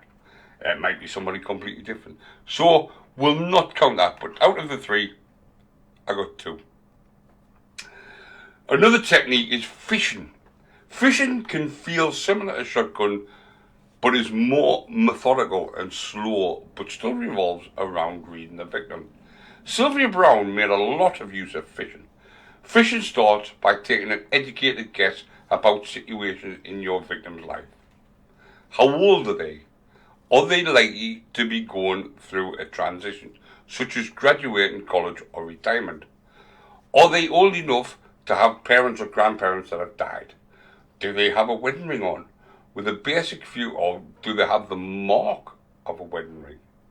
Because sometimes somebody who's lost a loved one could still wear the wedding ring, or they could remove the wedding ring, but because they've been married for so long, the mark of the wedding ring is still there. Like if I look at my finger, I can see where my wedding ring used to be. Because, you know, for those who are regular listeners, will know that I'm no longer married.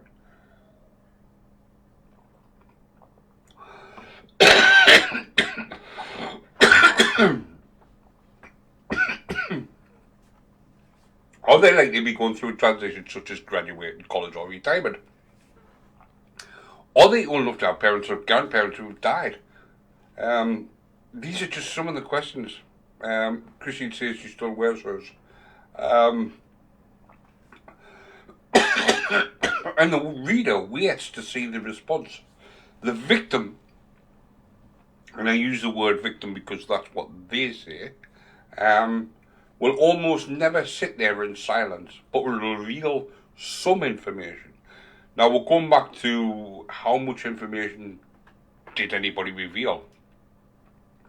If the victim appears hesitant, the fisher will quickly move on using the shotgun technique till they actually hit on something. Now it might be, you know, sitting uncomfortable in your chair, your eyes widen, you know, whatever, you know, twitching of the fingers and, you know, whatever. Once something is hit on, the fisher can use common statistical information to really appear to be a psychic, such as the fact that most people die involving something in their chest or gut or throat. He's pointing towards his chest, or maybe it's his stomach, or perhaps his throat. Did he die of some complication involving any of those regions?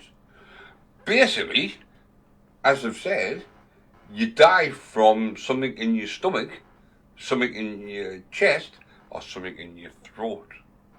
You know, you could have been choked to death. Could have throat cancer, could have, lung cancer, could have died of a heart attack, stomach cancer, whatever. The likelihood is one of them three areas is where somebody died or something. It's likely to be something like that. It's not always the case, because obviously you've got testicle cancer, you've got brain disease, Alzheimer's, etc. Or did he die of some complications involving any of those reasons? Whenever the victim gives information, the fisher will respond as if he knew it all along. For example, if the victim had said, yes, he died of a heart attack, the fisher said, oh yes, I can see he's pointing to his heart. Then you've got the rainbow ruse. As mentioned earlier, cold readers can twist their statements around when they note that response isn't positive. And using the bottom effect with personality traits, the rainbow ruse covers all the bases by providing a statement that contains both a character trait, usually a positive one, combined with its exact opposite. So as a result, the reader can produce a seemingly accurate statement that is, in reality, nonsense. These statements often take the general form of, you are mostly, but sometimes you are. These, of course, can apply practically to anyone. And again, we've got three statements here, so let's see which ones actually fit with yourself. Most of the time you were positive and cheerful, but there's been a time in the past when you were very upset. Well, who hasn't had an upsetting time in the past? I was very upset when my mother died. I was extremely upset when my father died. I was extremely upset when my nephew died. I was extremely upset when any of my pets died. So, yes, I've been very upset in my past life. You are a very kind and considerate person, but when somebody does something to break your trust, you feel deep-seated anger.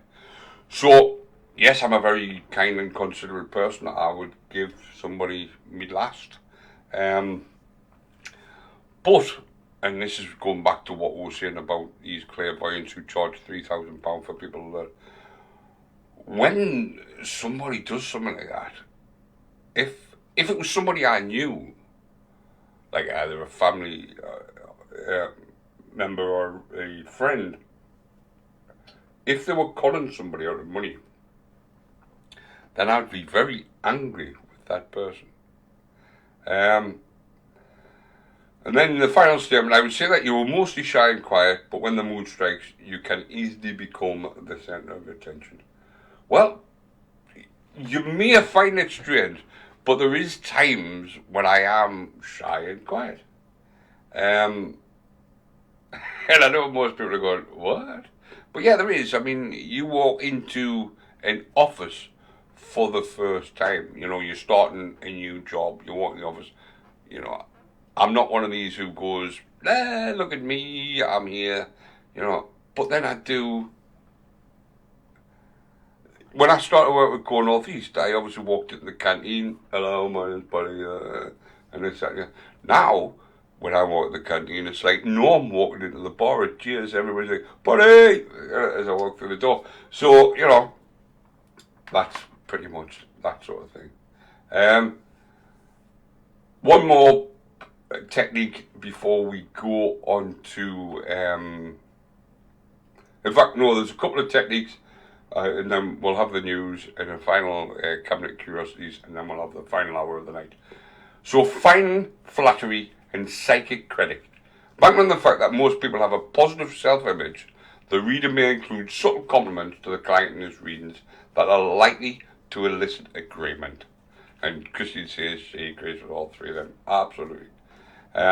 This is often done by ascribing a greater than average capacity for honesty, compassion, and diligence to the client. Commending the client for his or her open-mindedness has the additional effect of subtly encourage acceptance of the method used for delivering the reading itself. Sometimes readers employ a special variant of this technique by crediting clients with some psychic ability of their own in an attempt to bolster the belief system supporting the reading. This is usually done by offering anecdotal experience by many people, such as receiving a phone call from someone you just thought about, which the reader will interpret as evidence of a sixth sense. So according, some people might say to you, obviously, you've got lots of open mind. You've come to us tonight to get a reading. So instantly, they've instantly sort of put this information in your head that they know you because they're telling you, you're obviously very diligent. You've come to find out answers and this and that, which is exactly what you've done. Fuzzy facts. This technique consists of the reader offering an initial statement about the client that is intentionally vague and generic, and therefore you're likely to accept it, but can be easily refined into much more specific, one depending on the client's reaction. For example, the reader might initially claim that the client has an unspecified geographical connection to a vast area, such as a country or even a continent, or that a relative of the client died due to problems in the chest. Remember, most people die from chest, stomach or throat, which includes a large number of common causes of death. If there is any connection at all, no matter how slight, the client will reveal more specific information by himself when trying to make sense of the statement. Using this information, the reader can develop the initial vague description into something much more accurate, with the client remember the latter and being impressed by the reader's performance. So forgetting that they've fed you all this information, they've given you a bit of information which, you've had a relative who's died of a heart attack or died of problems in the chest. Now I'm instantly going to go, yeah, both my mother and father died of heart attacks. So my brain's already going, whoa, these obviously know what they're talking about. So I may reveal more than I intended to, because already they've got me under their spell, as it was. And then finally, as I said before we go to the news, you've got the vanishing negative. This technique uses a tag question such as, you don't work in healthcare, do you? And you're not left-handed.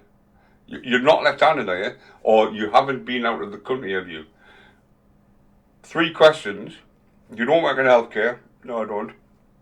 You're not left-handed? No, I'm not. And you haven't been out of the country? Well, I have. But there's 3 questions that instantly I've told them that I don't work in healthcare, that I'm right-handed, not left-handed, and that I have left this country. Or they could say, you're not self-employed, are you? And the subject says they are. They really can say, yeah, I thought you were. You seem like an entrepreneur who's cut out not to live the 9-to-5 living. But if they answer no, then it can be, I thought so, because you prefer stability. You're not the wishy-washy type who thinks that you're above real work. Now, if you were self-employed and somebody said to you, that being self-employed wasn't real work, then you'd probably lose a few teeth. But anyway, the sleight of tongue can create the illusion of reading a person, but in reality, all the reader is doing is just asking questions and getting the answers that they require. So that's cold reading. What we're going to do is we're going to go into warm reading and hot reading, but we'll do that after the news. So I shall leave you now for the news, and then we shall return with a cabinet of curiosities, and as I say, we'll carry on with a bit of warm reading and some hot reading to tell you what the difference is. So have a bit of a think. Has any of this rang true to you? Does any of this sound familiar to those who have been to clairvoyance and mediums? Is this sort of making you think more about it? But anyway, Whilst you think about that, let's have a cabinet of curiosities, and I'll see you once again in about 15 minutes for the last 45 seconds. Oh, in fact, 45 seconds? That's not a very long show, is it? For the last 45 minutes of this show. I'll see you shortly. P&O Ferries has sparked outrage after sacking 800 seafarers and replacing them with cheaper agency workers. The operator insists job cuts are necessary because the business isn't viable in its current state. Labour MP for Hull North, one of the cities affected, is Dinah Johnson. She says the owners of P&O Ferries had replacement staff at the ports. I understand from the RMT union that these agency staff, mainly from overseas, with a security firm hired by DP World, wearing balaclavas and taking British crew off these ships. This is shameful. Transport Minister Robert Courts updated the Commons on the situation with P&O Ferries. He says that ferry services operated by the firm could be suspended for up to 10 days. Mr Courts paid tribute to P&O staff. These are hard-working, dedicated staff who have given years in service to P&O. The way they have been treated today is wholly unacceptable. The 15-year-old boy is due to appear in court charged with engaging in the preparation of an act of terror. The youth from Leeds was charged on Thursday after being arrested at the weekend as part of what police described as a pre-planned, intelligence-led operation. He will appear via video link at Westminster Magistrates Court on Friday. An inquest jury has concluded the footballer Emiliano Sala died as a result of a plane crash having been overcome by toxic levels of carbon monoxide from the aircraft's faulty exhaust system during an unlicensed commercial flight between France and Wales. The plane crashed into the English Channel in January of 2019. And the Crown is seeking young actors with a strong physical resemblance to the Dukes of Cambridge and Sussex to play the princes in the final series of the Netflix drama. A casting call notice for the show says it's seeking two exceptional young actors to portray William, aged between 16 and 21, and Harry between 16 and 20. The notice adds these will be significant roles in the lavish series. That's the latest from Radio News Hub. I'm Jules Eatsbridge. Were you sold solar panels on the basis they pay for themselves, be self-funding, or even make you money? If you bought solar panels in the past 6 years with a loan or credit card and they failed to live up to expectations, then you may be entitled to compensation. At True Solicitors, our average settlement paid to our customers is over £4,600, and in almost all cases, our clients get to keep the panels. Start your no-win, no-fee claim today. Text SOLAR to 66777. Text SOLAR to 66777 now.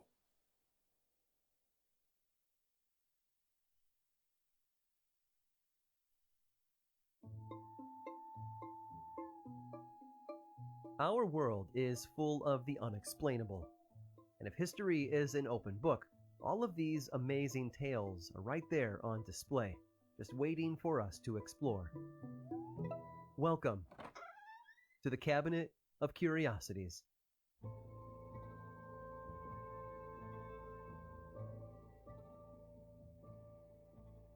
Goran Kropp loved mountains. Some might say he was even built like one. The man topped out at 6'3" and 240 pounds. He was born in Sweden in 1966, and his father introduced him to climbing at a very young age. When Goran was 6, he and his father climbed the highest mountain in Norway together, cementing Goran's obsession then and there. Mountains change over time, but never go away. They're solid, permanent. If only Mr. and Mrs. Kropp's marriage had been so strong. Several years after Goran's life-changing adventure, his parents divorced.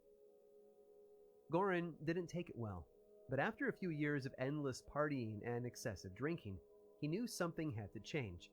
He couldn't keep going on this way, so Goran made a complete 180-degree turn and joined the Swedish paratroopers. It was there he built up his strength and stamina, marching for miles with 150 pounds of gear strapped to his back, and gained the admiration of his fellow soldiers. But he never forgot his love of climbing, the feel of rocks under his fingers, and the thrill of reaching the top of the place man was not meant to see. Goran lived a simple life outside of being a paratrooper. He saved his meager military earnings by living in a tent, and climbed mountains in his free time. By the late 1980s, he'd climbed 5 peaks, each of them nearly 4 miles tall, and all by himself. After that, it was all about climbing higher and farther. He was the first Swede to climb to the top of K2 in the Himalayas, and by the mid-1990s, he reached the summit of 5 of the 14 tallest mountains in the world, most of them by himself. There was a reason he was known as the Crazy Swede. But one peak stood out above all the rest, literally. Survivors have written books about it, and countless men and women have died trying to reach the top. That's right, Mount Everest. He still had yet to summit the granddaddy of them all. He was Goran Krupp, the Crazy Swede, and climbing to the top of Mount Everest like everyone else was out of the question. He couldn't just fly from his home in Stockholm all the way to Nepal. No, he wanted to make an entrance, one that would take him 6 months to make. He loaded up a specially designed bicycle with 250 pounds of food and gear and left his home on October 16th of 1995. He rode 6,000 miles on that bicycle, all the way to Mount Everest Base Camp, arriving in April of 1996. Once there, he convinced the other ongoing expeditions at the time to let him summit first alone. No Sherpa, no partner, just Goran and his gear. This was it.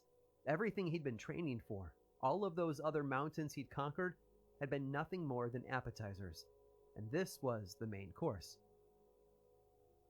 He began his ascent on May 3rd, trudging all day through snow as deep as his thighs, until he found himself 300 feet from the summit. Unfortunately, the day had gotten away from him, and darkness was closing in. Goran wasn't worried about reaching the top, but of being stranded alone on the mountain until morning. Up to his waist in snow and ice, he would surely die of exposure. Instead, he climbed back down and bided his time in base camp. Then the unthinkable happened. A blizzard had struck another group of climbers descending Everest a few days later. They'd left too late in the day and had been caught in the storm after dark. Goran helped carry medical supplies up the mountain over the next several weeks. When the weather finally cleared up 3 weeks later, he saw his chance. He was going to try again. On his second attempt, the Crazy Swede did it. He climbed to the top of Mount Everest all by himself, accomplishing something very few others had done before him. Then, with nothing left to prove, Goran descended the mountain. Waiting for him back at base camp was his only companion, the one who had come with him all the way from Stockholm, Sweden. His trusty bicycle. Goran Krupp packed up his gear, mounted his mighty steed, and said goodbye to everyone at base camp before beginning his ride home. It seems that even after climbing the tallest and most dangerous mountain in the world, he just couldn't help going the extra mile.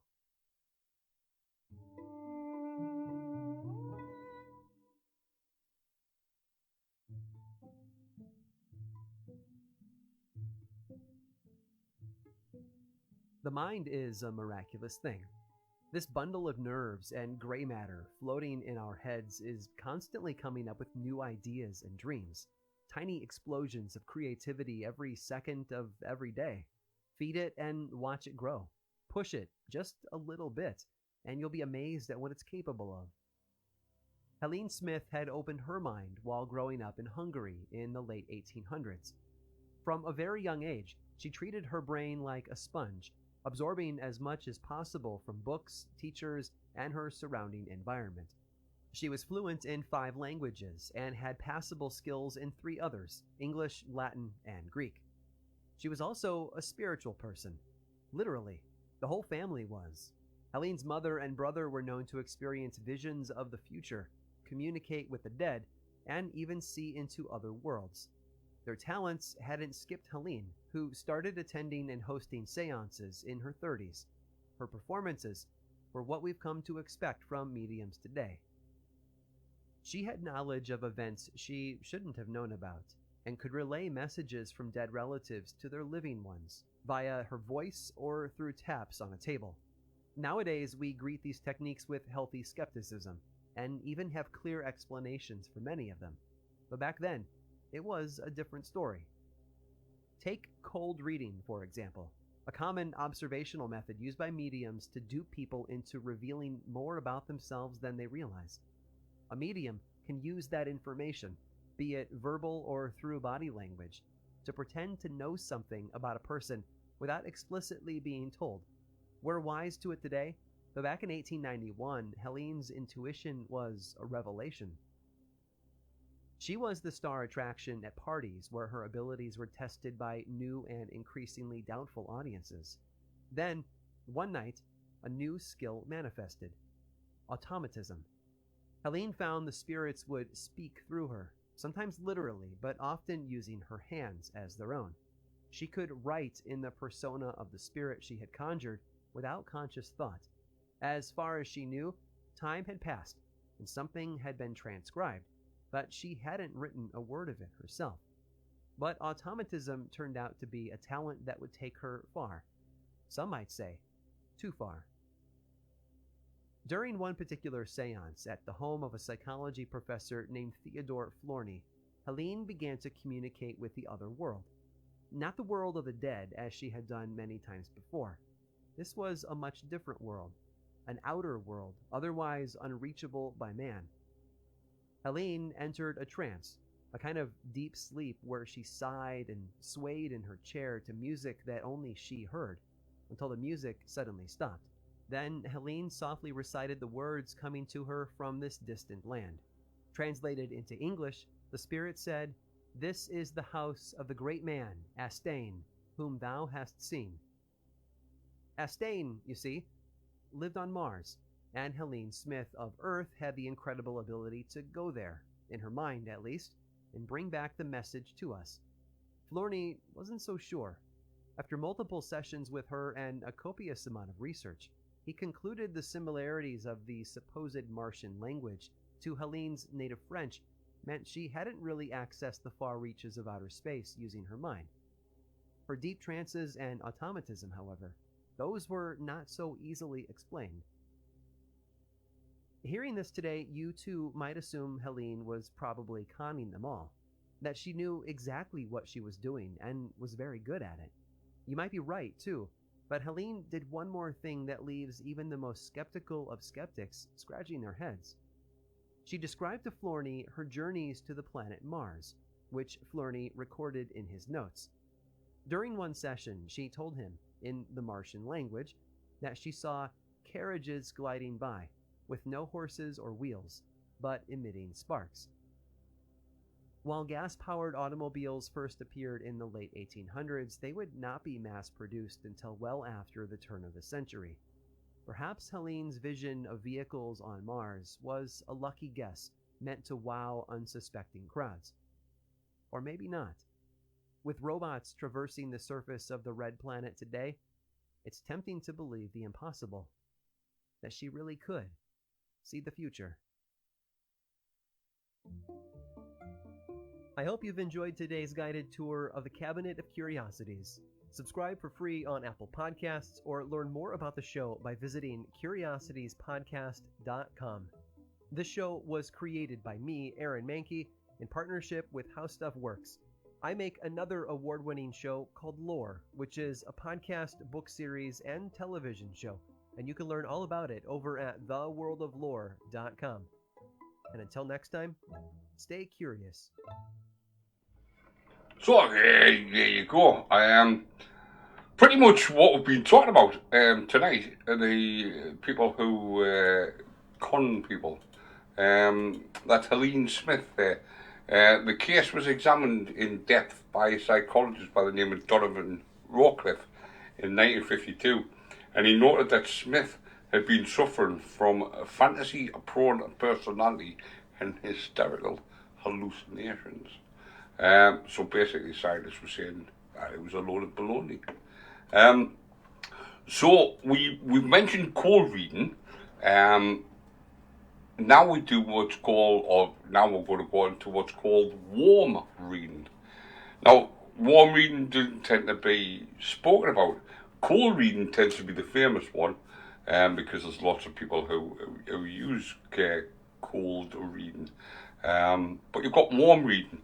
So, warm reading is a method used by psychics, spiritualist mediums, and other charlatans, which falls between cold reading and hot reading, pretty much as it does in the real world. Warm is in between cold and hot. Cold readings obviously go in with no information. Hot reading goes in with all the information. Whereas a warm reading will go in with some information and have a vague idea of where to aim for and use cold reading technique to expand it.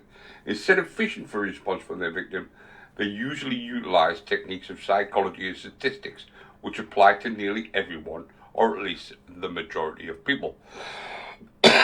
So, for example, most people in the Western world have a box with old photographs. Now, I told you I don't have a box. I have one of those photographic envelopes. But I do have old photographs in it. Or, if grieving for a loved one, would have kept the memento which belonged to the deceased. Now, on my living room wall is a clock, which I bought from my mother when I was 12-year-old. It was the first time that I had physically gone and bought something myself. As I say, I was 12-year-old, I had a paper round, and this clock came for sale. At the time it was £12. And the guy who was selling it owned the sweet shop just around the corner from where we lived. And he allowed me to pay £1 a week, so 12 weeks. And then I got the clock and I took it home and gave it to my mother. And she had it up on her living room wall right up until she died. Now I have it on my wall. It's never, in the entire time that I've had it, and bearing in mind my mother died when she was, in 1996, from 96 until now, it has never told the correct time. It has either been running slow. I mean, now it currently sits at 1 hour and 10 minutes fast. So, because I haven't put it back. But it doesn't matter because in 2 weeks' time it'll go forward. But it'll be 10 minutes fast. But it's there because it's the clock I bought my mother. So therefore it's a momentum that I've kept. So, you know, yes, I have a box of, or I have an envelope of photographs. Yes, I have a memento of someone who is no longer with us. Additionally, common causes of death such as stroke, heart attack, cancer, falls, or car crashes often affect or damage the head or chest, as these are where most vital organs are situated. So to the reader will suggest this area of body for how somebody died. As I mentioned earlier, both my parents died of heart attacks. So therefore, if they mentioned chest area, then obviously I would be sort of drawn to that. Similarly, people with both introverted and extroverted sides to their nature, which the reader will amazingly identify as two different aspects of their personality. So remember I was saying, when I walk into a new place, I tend to be shy and quiet, but after a period of time, and Dad says that's me, and with a bedroom clock, and it's 1 hour fast. Yeah, exactly. But it'll be all right in not the weekend, but the weekend after, because obviously the clocks go forward, so it'll tell the right time then. But yeah, I never take it off the wall. That's the reason why, from March to October, it tells the right time, but from October to March, it tells the wrong time. Or something like that, I can't remember. It's something. Yeah, it's right, because it's an hour fast at the moment. So when it comes to October, it'll be 1 hour fast again because the clock will have gone back. But now I've adjusted it. But as I was saying about the two, the introvert and the extroverted, when I first meet people, that's what I'm like, shy, quiet. But then once I get into it, I tend to come out and meet Michelle. At some time in their lives, most people will have dabbled with an artistical, musical, or literary endeavour. But the reader will make this seem like a special insight. Obviously, I've been on the stage, I've been on the TV, so I've done some acting. Musically, I run a radio station. I do a music show. Literary, I am in the process of writing a book. So therefore, all three of them, I could say, fit my lifestyle. So that's what warm reading is. It's knowing a little bit about the person. So if I went for one that could use the radio, because obviously I'd be known from the radio. And hot reading is what we mentioned earlier on. Hot reading refers to giving a seance or other exhibition of psychic powers in which a psychic has actively researched beforehand the details he or she is suspected to supply. So if somebody came to me and said that they wanted me to give them a reading, and I knew who they were, I could find out that little bit more information about them. Now, when I had my tarot cards read by a friend of my sister's many years ago, my sister was there, and I spoke to her about it, and she said, I have probably met, because there was some things that she did say about you, and she said, well, I've known her for a long time, obviously you're my brother, therefore I've probably spoken about you, and that's where she's getting that information from. The Santa Claus that I mentioned earlier on, who knew Amber and Aaron's name before we went in, that sort of stuff. This guy that James Randi had exposed, Pope, he obviously would have had the cards and whatever, and therefore knew the information. So this is usually by researching the dead relatives of prospective suckers, studying newspaper obituaries and other public documentation on the recently deceased, because that's the problem, isn't it? I never went to see a psychic or a medium or a clairvoyant when my mother died. I was 9-year-old when my father died, so obviously I didn't even know what a clairvoyant was. But when my mother died, I didn't go and see one. Would it be worth going to see one now?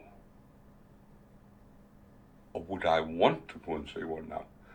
It tends to be not long after that person's deceased that you go and see. Houdini, for 13 years after his mother died, tried to get to speak to his mother, but he tried for 13 years from the death of his mother. So it wasn't like he started 13 years later, he started when his mother died, so it was all recent. He was a very famous person, wasn't he, Harry Houdini? I mean, we still talk about him, obviously, we're still talking about him to this day. Over 100 years after he died, we're still talking about him. So he was a very famous person, and he would obviously been even more famous when he was alive. So it would be very easy to research somebody like Harry Houdini. They could examine graveyards. So, they know where Harry Houdini is, they know about Harry Houdini, they know where his mother was buried. They could go and study the graveyard, so they've got the date of birth. Because some gravestones tell you that. They've got the date of death, because some tell you that. They may even, I know there's some gravestones not far away from my mother and father in the cemetery who have pictures of that particular person who's buried there. Now, I always found that a bit odd. But I suppose it's no different having a picture of your mother. I mean, I've got pictures of my mother.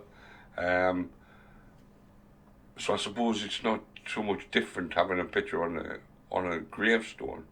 But, these could be information that they could glean. Exchanging information with other mediums. So, or even buying information. So another medium might say, I'm going to see somebody, I'm from Stanley, they know I'm from Stanley, but I'm going to somebody in Newcastle who doesn't know me, but they might get in touch with somebody from Stanley and buy that information from them, or get that information from them.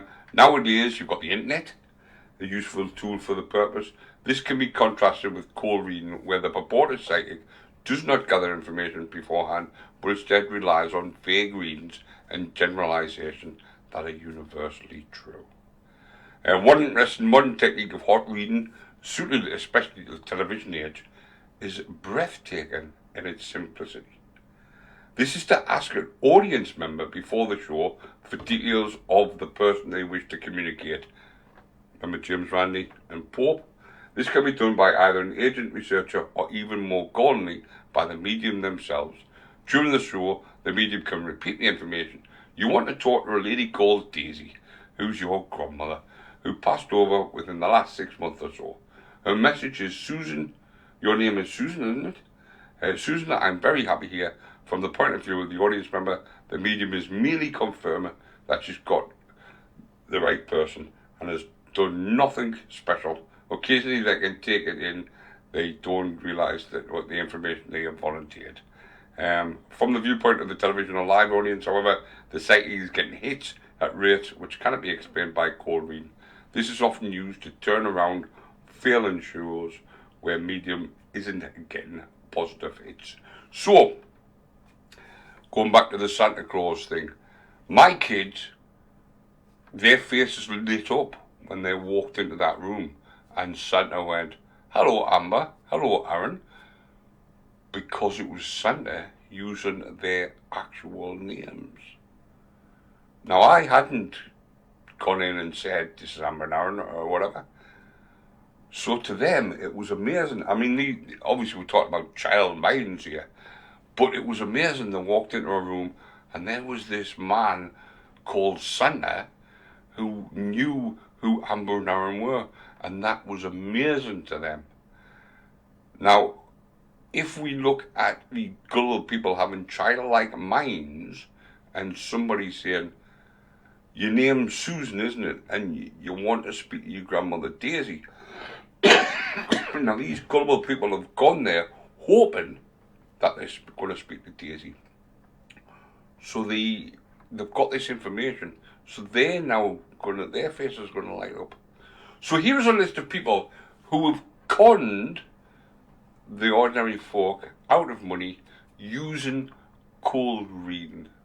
Some of them you'll know, some of them you're not. Some of them, one in particular, you'll be very surprised about. When I say surprised, I'll explain why when we get there. So you've got Edgar Cayce. He obviously was a guy who used the cold reading. He was born in 1877 and lived to be 1944, and he used a lot of cold reading to to tell people lots of stuff, and obviously he began at an early age when he was 6 years old, and he allegedly started seeing and talking to visions, some resembling deceased family members and others being straight up angels. He coincidentally so after he became a Christian. He also believed that by sleeping with his school books under his pillow, he could absorb the information from the books and remember all the details. Yeah, that would be great, wouldn't it? You know what I mean? Yeah, all them hours of swatting for your exams, if you could just stick them under your pillow. So that's Edward Cayce. Then you've got Sylvia Browne. Now, Sylvia Browne lived from 1936 until recently, 2013. And she was one of the most popular, self-serving and blatantly callous psychics out there.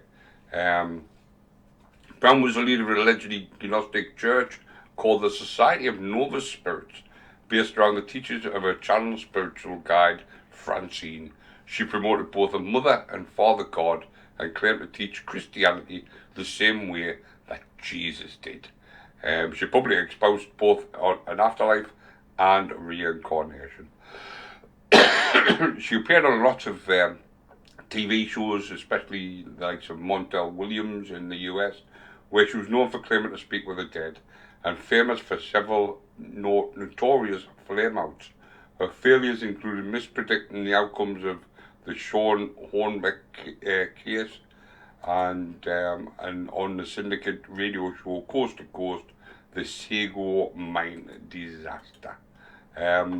Basically, the Sean Hornbeck, Sean Hornbeck was born the 17th of July 1991, and he was 11 years old on this October the 6th, 2002, when he was kidnapped while riding his bike near his home in Richwood, Missouri. Sean Hornbeck was missing for over 4 years before he discovered on the January 12th, 2007, along with the teenage boys. They had been kidnapped by Michael J. Devon.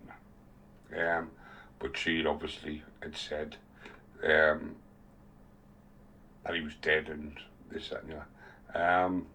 And obviously he wasn't. And the Sago mine disaster was a coal mine explosion on January 2nd, 2006 at the Sago mine in Sago, West Virginia, United States.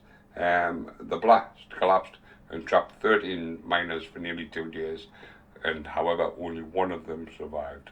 And again, she said that they would all be rescued and this, that, and the other. So that's Sylvia Brown. Then there was John Edward. Now John Edward is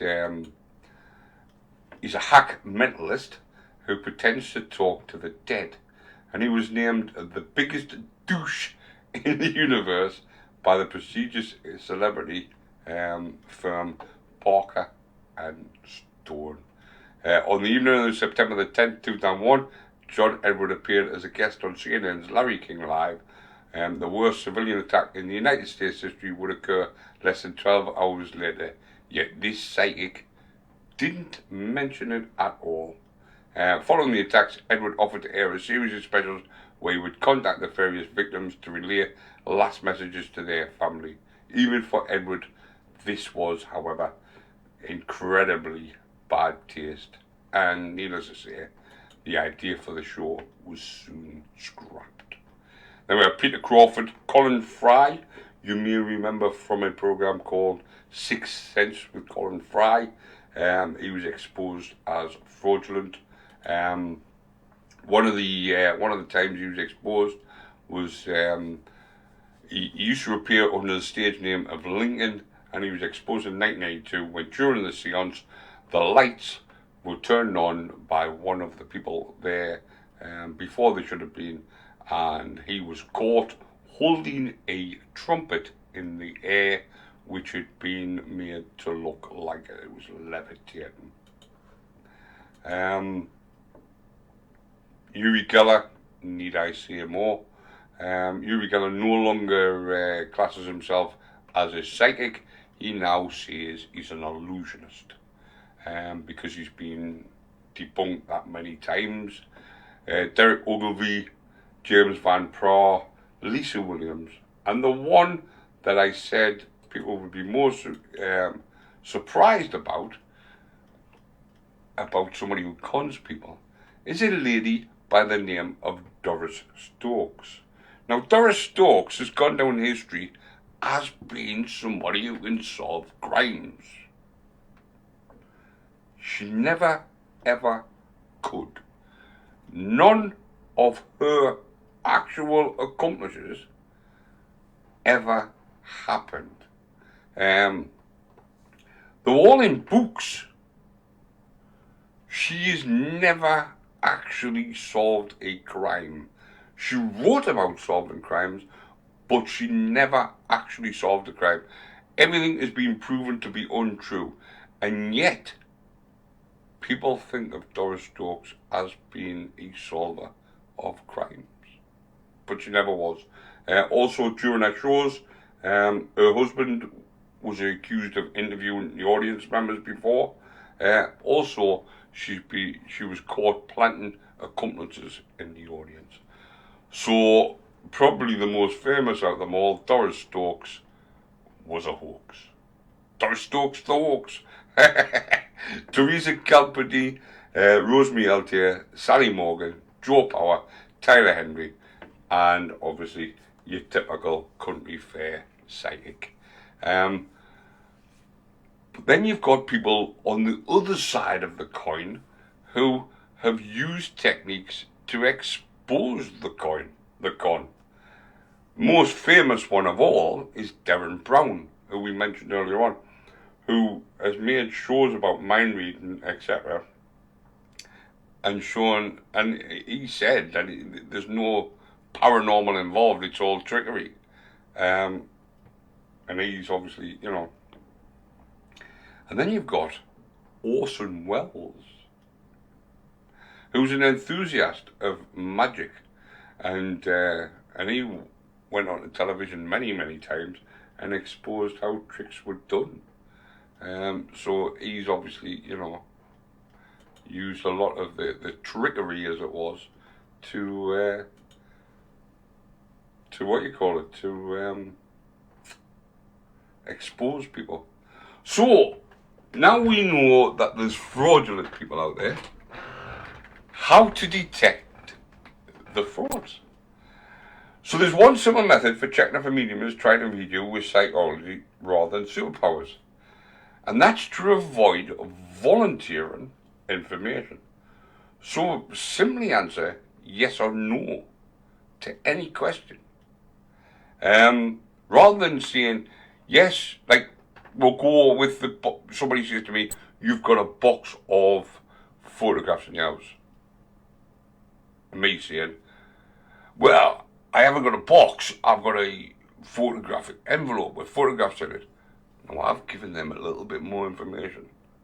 Whereas if I went yes or no, see, if I went no, which is technically correct, because I don't have a box with photographs in it. I do have something with photographs in it, but if I went no, then that would obviously take that away from what they're saying. So they would then go down another path. If I said yes, then they would believe that my photographs are in a box and therefore possibly give me information about what that box is. So remember, if you do go and visit a clairvoyant, just use yes or no answers. Cold reading is almost entirely reliant on people volunteering extra information without realizing it. So exactly what I've just said. So if, for example, a medium would ask about a dog, but the unwitting participant merely suddenly diverged that it was a cat, and with a clever twist, a medium could say something about the cat was scared of dogs, and suddenly they were right all along, and they don't even need to say abracadabra to show the trick. Simply the reversal approach, mediums frequently start with detail and gradually widen the net. A little, such was Colin Fry, who I mentioned earlier, which begins with, let's talk about scars, and then adds, both physical and emotional. A few seconds after seeing no reaction from the participants, a final one to watch out for is taking facts that seem to be missing and then bringing them back up when enough detail has emerged to shoehorn them back into supposedly psychic narrative, changing details and hoping that nobody notices. So the importance of reading can be seen in the fact that mediums are very forthcoming with details early on in the reading, as they probe the participant who unknowingly are filling in the details themselves. Spirits may express regret at having seen a child grow up, or they could relay information about their favourite clothes, but they forgot the little things such as their name. Consider the following options and choose the one that you feel are the most accurate. So, I'm now going to ask you a question, how, after tonight, what you feel about mediums, and see if you agree or disagree. So mediums are deluded and fraudulent. Spirits have a lousy memory for specifically difficult to guess information, such as names and loved ones. So these mediums who go, I've got your grandmother, her name is it because spirits forget? Or is it because mediums are trying to get information? And spirits enjoy teasing their loved ones by engaging them in bizarre guessing games. So either mediums are just completely fraudulent, spirits forget stuff, or they're just spirits are playing a game with you, and that's the reason why you have to answer. Perhaps the best tool to reveal mediums as less than accurate is a record of the entire session. So, in other words, take a little dictaphone with you and review this record. Will reveal the sheer number of incorrect guesses made by the medium. So you go and see a medium, you take a dictaphone with you, you record what they say, then listen to it back later on. Mediums rely on manipulating their subjects and ignoring the misses and elaborating on the hits. Something that is clearly illustrated by reading the transcript. Television mediums can be more directly deceitful, dropping their missed guesses on the cutting room floor so that the vast bulk of their audience doesn't even have the chance to notice that the cold reading techniques in action. Colin Fry, for example, with The Sixth Sense of Colin Fry, if you watch The Sixth Sense, he always gets a hit. And that's because all the misses have been chopped off. Or the more severe misses, should I say. Because obviously he doesn't get every single hit. But rather than have some hits and so, which look a bit more suspicious, they just cut them out of the TV programme. So if you watch Sixth Sense with Colin Fry, then a lot of the time he'll get it right. So then we have physical fraud. There is a long history of fraud in spiritualist practice, such as these found in mediumship and seances. Many mediums have been caught using tricks and even using theatrical props in their seances to convince their audience of the presence of spirits. Remember when Colin Fry, who was caught holding a glow-in-the-dark trumpet in the air, people thought it was floating by itself, when in actual fact it was him. One subject of the fraud, Paul Kurt wrote, "No doubt of great importance in the paranormal field is the problem of fraud. The field of psychic research and spiritualism has been so notoriously full of charlatans, such as the Fox sisters, Espia Palladini, who claim to have special powers and gifts, but who are actually conjurers, who have hoodwinked scientists and the public, as well as that what we have to be especially cautious about claims made on their behalf. Most 19th century mediums were caught out in fraud at some point in their careers. Mediums would even use acrobatic techniques during seances to convince audience of spirit presence. Seances always take place in the darkness, so the poor lighting conditions become an easy opportunity to fraud. Ectoplasm was a substance that spirit used to take physical form, according to mediums and spiritualists in the 19th and early 20th century. However, the substance was revealed to be made of cheesecloth, butter, eggs, or soap. Mediums would also use plastic toy dolls or stick faces from magazines and newspapers onto props to pretend spirits were contacting. Ectoplasm has been an embarrassment for spiritualism, and recent spiritualist practice in the 21st century only ever focuses on mental mediumship. So remember, we've spoken about people who have used it as a con. So these are all debunked mediums. So we got Silver Brown, Eva Carrera, Warren Kaylor, Mina Cranon, Geraldine Cummins, Pearl Lenore Curran, Helen Duncan, John Edward, Leslie Flint, Eileen Garrett, Kathleen Gallagher, Daniel Douglas Home, Gladys Osborne Leonard, Gary Minion, Kay Mouge, Ethiopia Palladino, Leonardo Piper, Estelle Roberts, the Schneider brothers, Chico Hazier, Doris Stokes, Colin Fry. All these people have been debunked. Derek Akura. However, bit of all those mediums who have been throwing things at the radio and the computers. Some mediums who perform trance mediumships claim that spirits take over their body and consciousness to communicate with people in the seance room.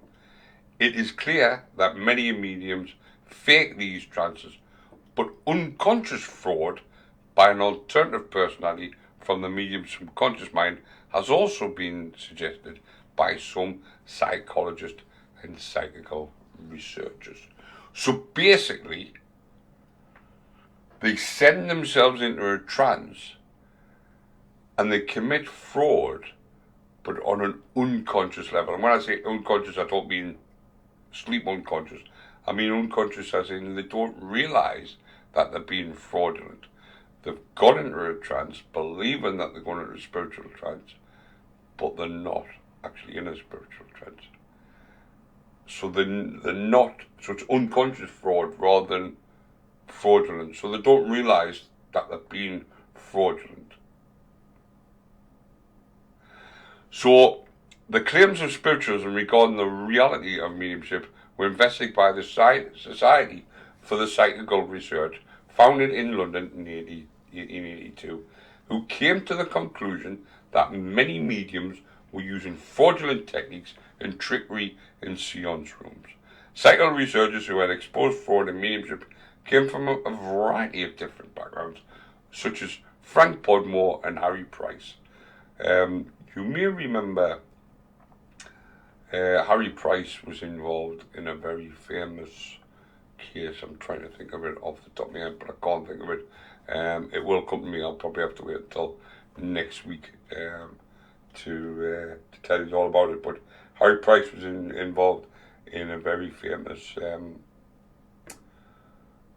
what do you call it, fraudulent exposure in the paranormal. During the 1920s, professional magician Harry Houdini undertook a well-publicised campaign to expose fraudulent mediums. Houdini wrote, "Up to the present time, everything that I investigated has been the result of deluded brains." Other professional conjurers, such as John Neville Maskelyne, exposed mediumship by appearing in the audience during their shows and explaining how the tricks were done. And the American magician John Mulholland had also exposed the tricks of mediumship. Authors who were well known for exposing the fraud in spiritualism include the magician William Robinson, who authored Spirit State Writing and Kindred Phenomena, Joseph McCabe, who wrote Spiritualism Based on Fraud, Frank Podmore, the author of Modern Spiritualism and History of Criticism, and the book, The Follies and Frauds of Spiritualism by Walter Mann. So, why? And what's the explanation behind it? Well, there is no scientific evidence that spirits can communicate through mediumship.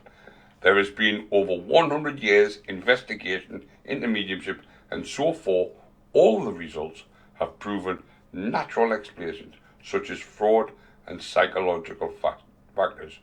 Not a spirit has come through.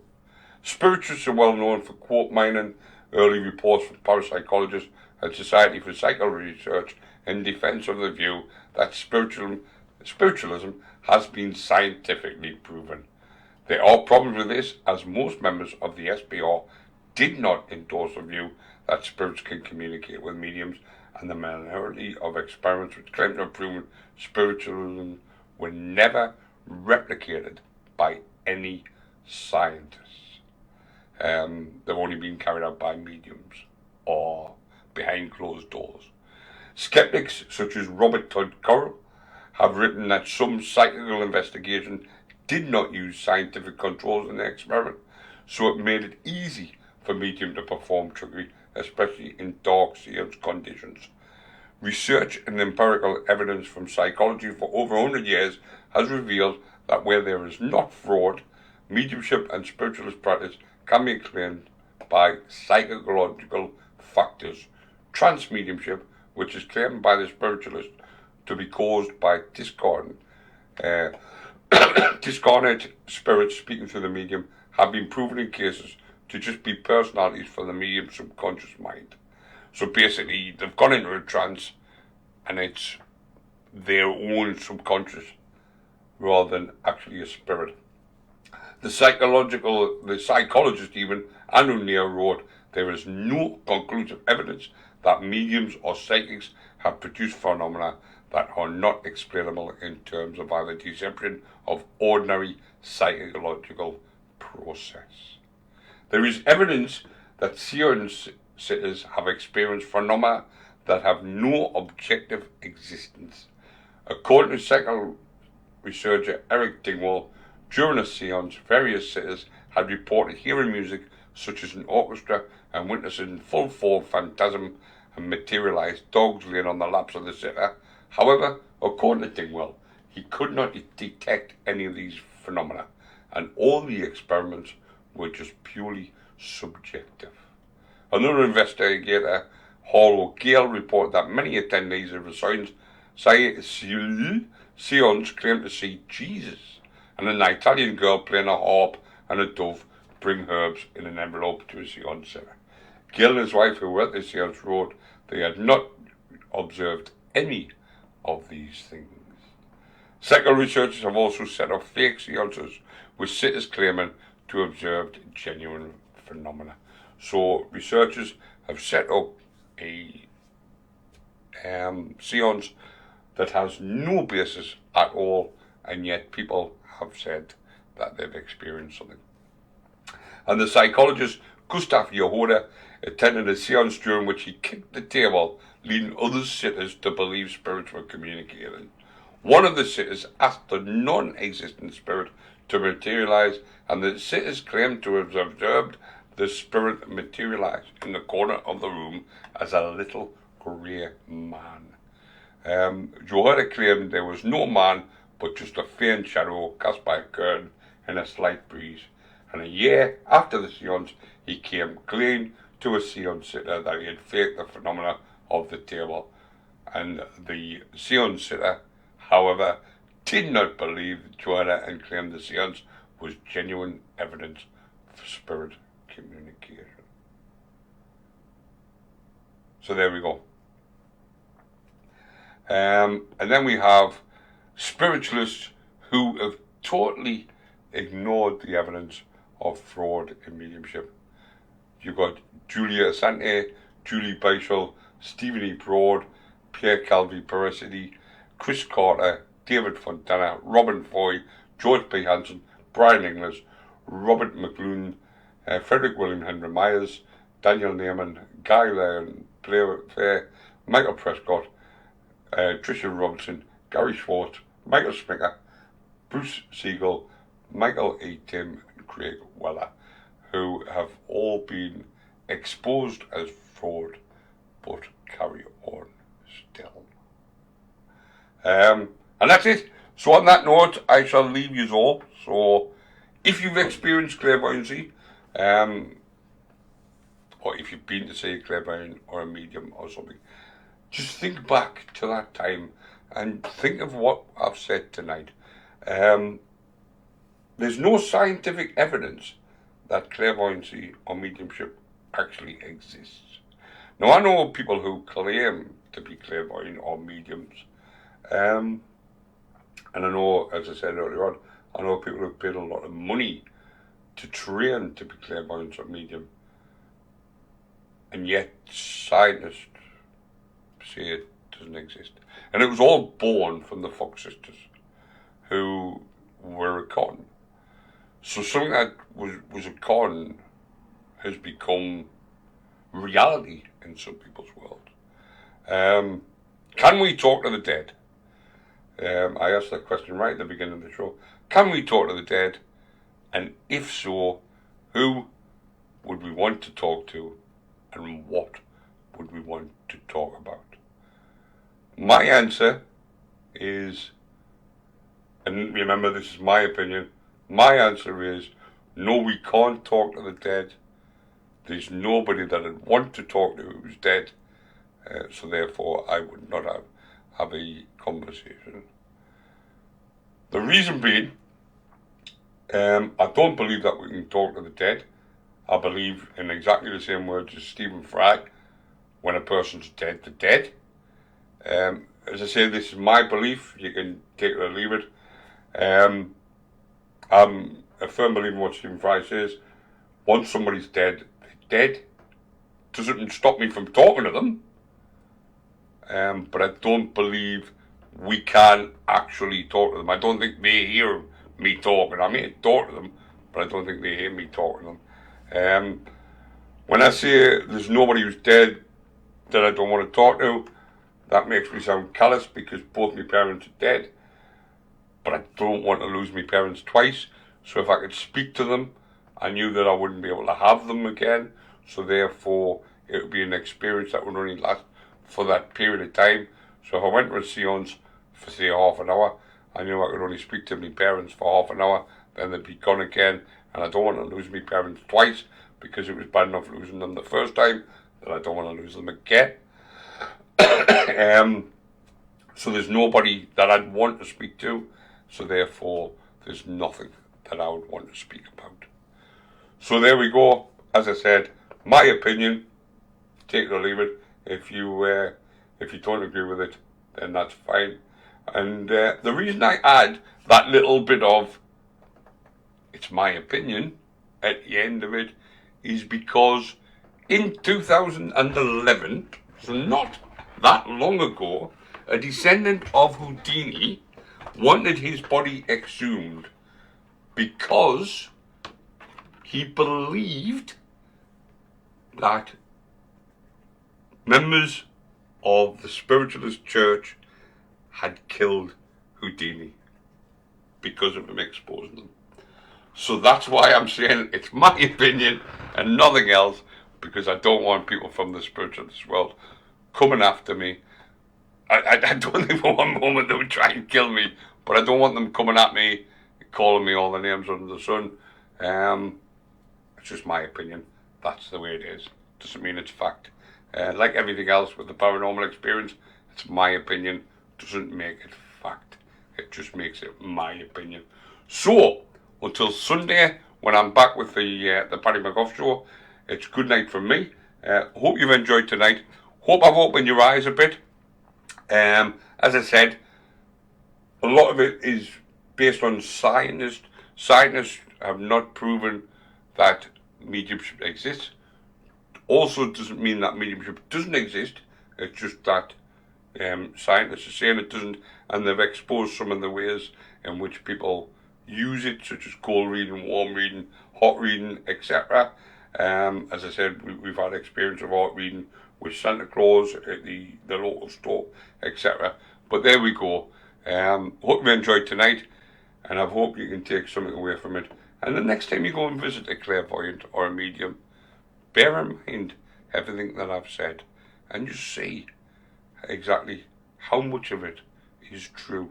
Also, take a dictaphone with you and then listen back. Because remember, you'll only ever remember the stuff that you actually came true for.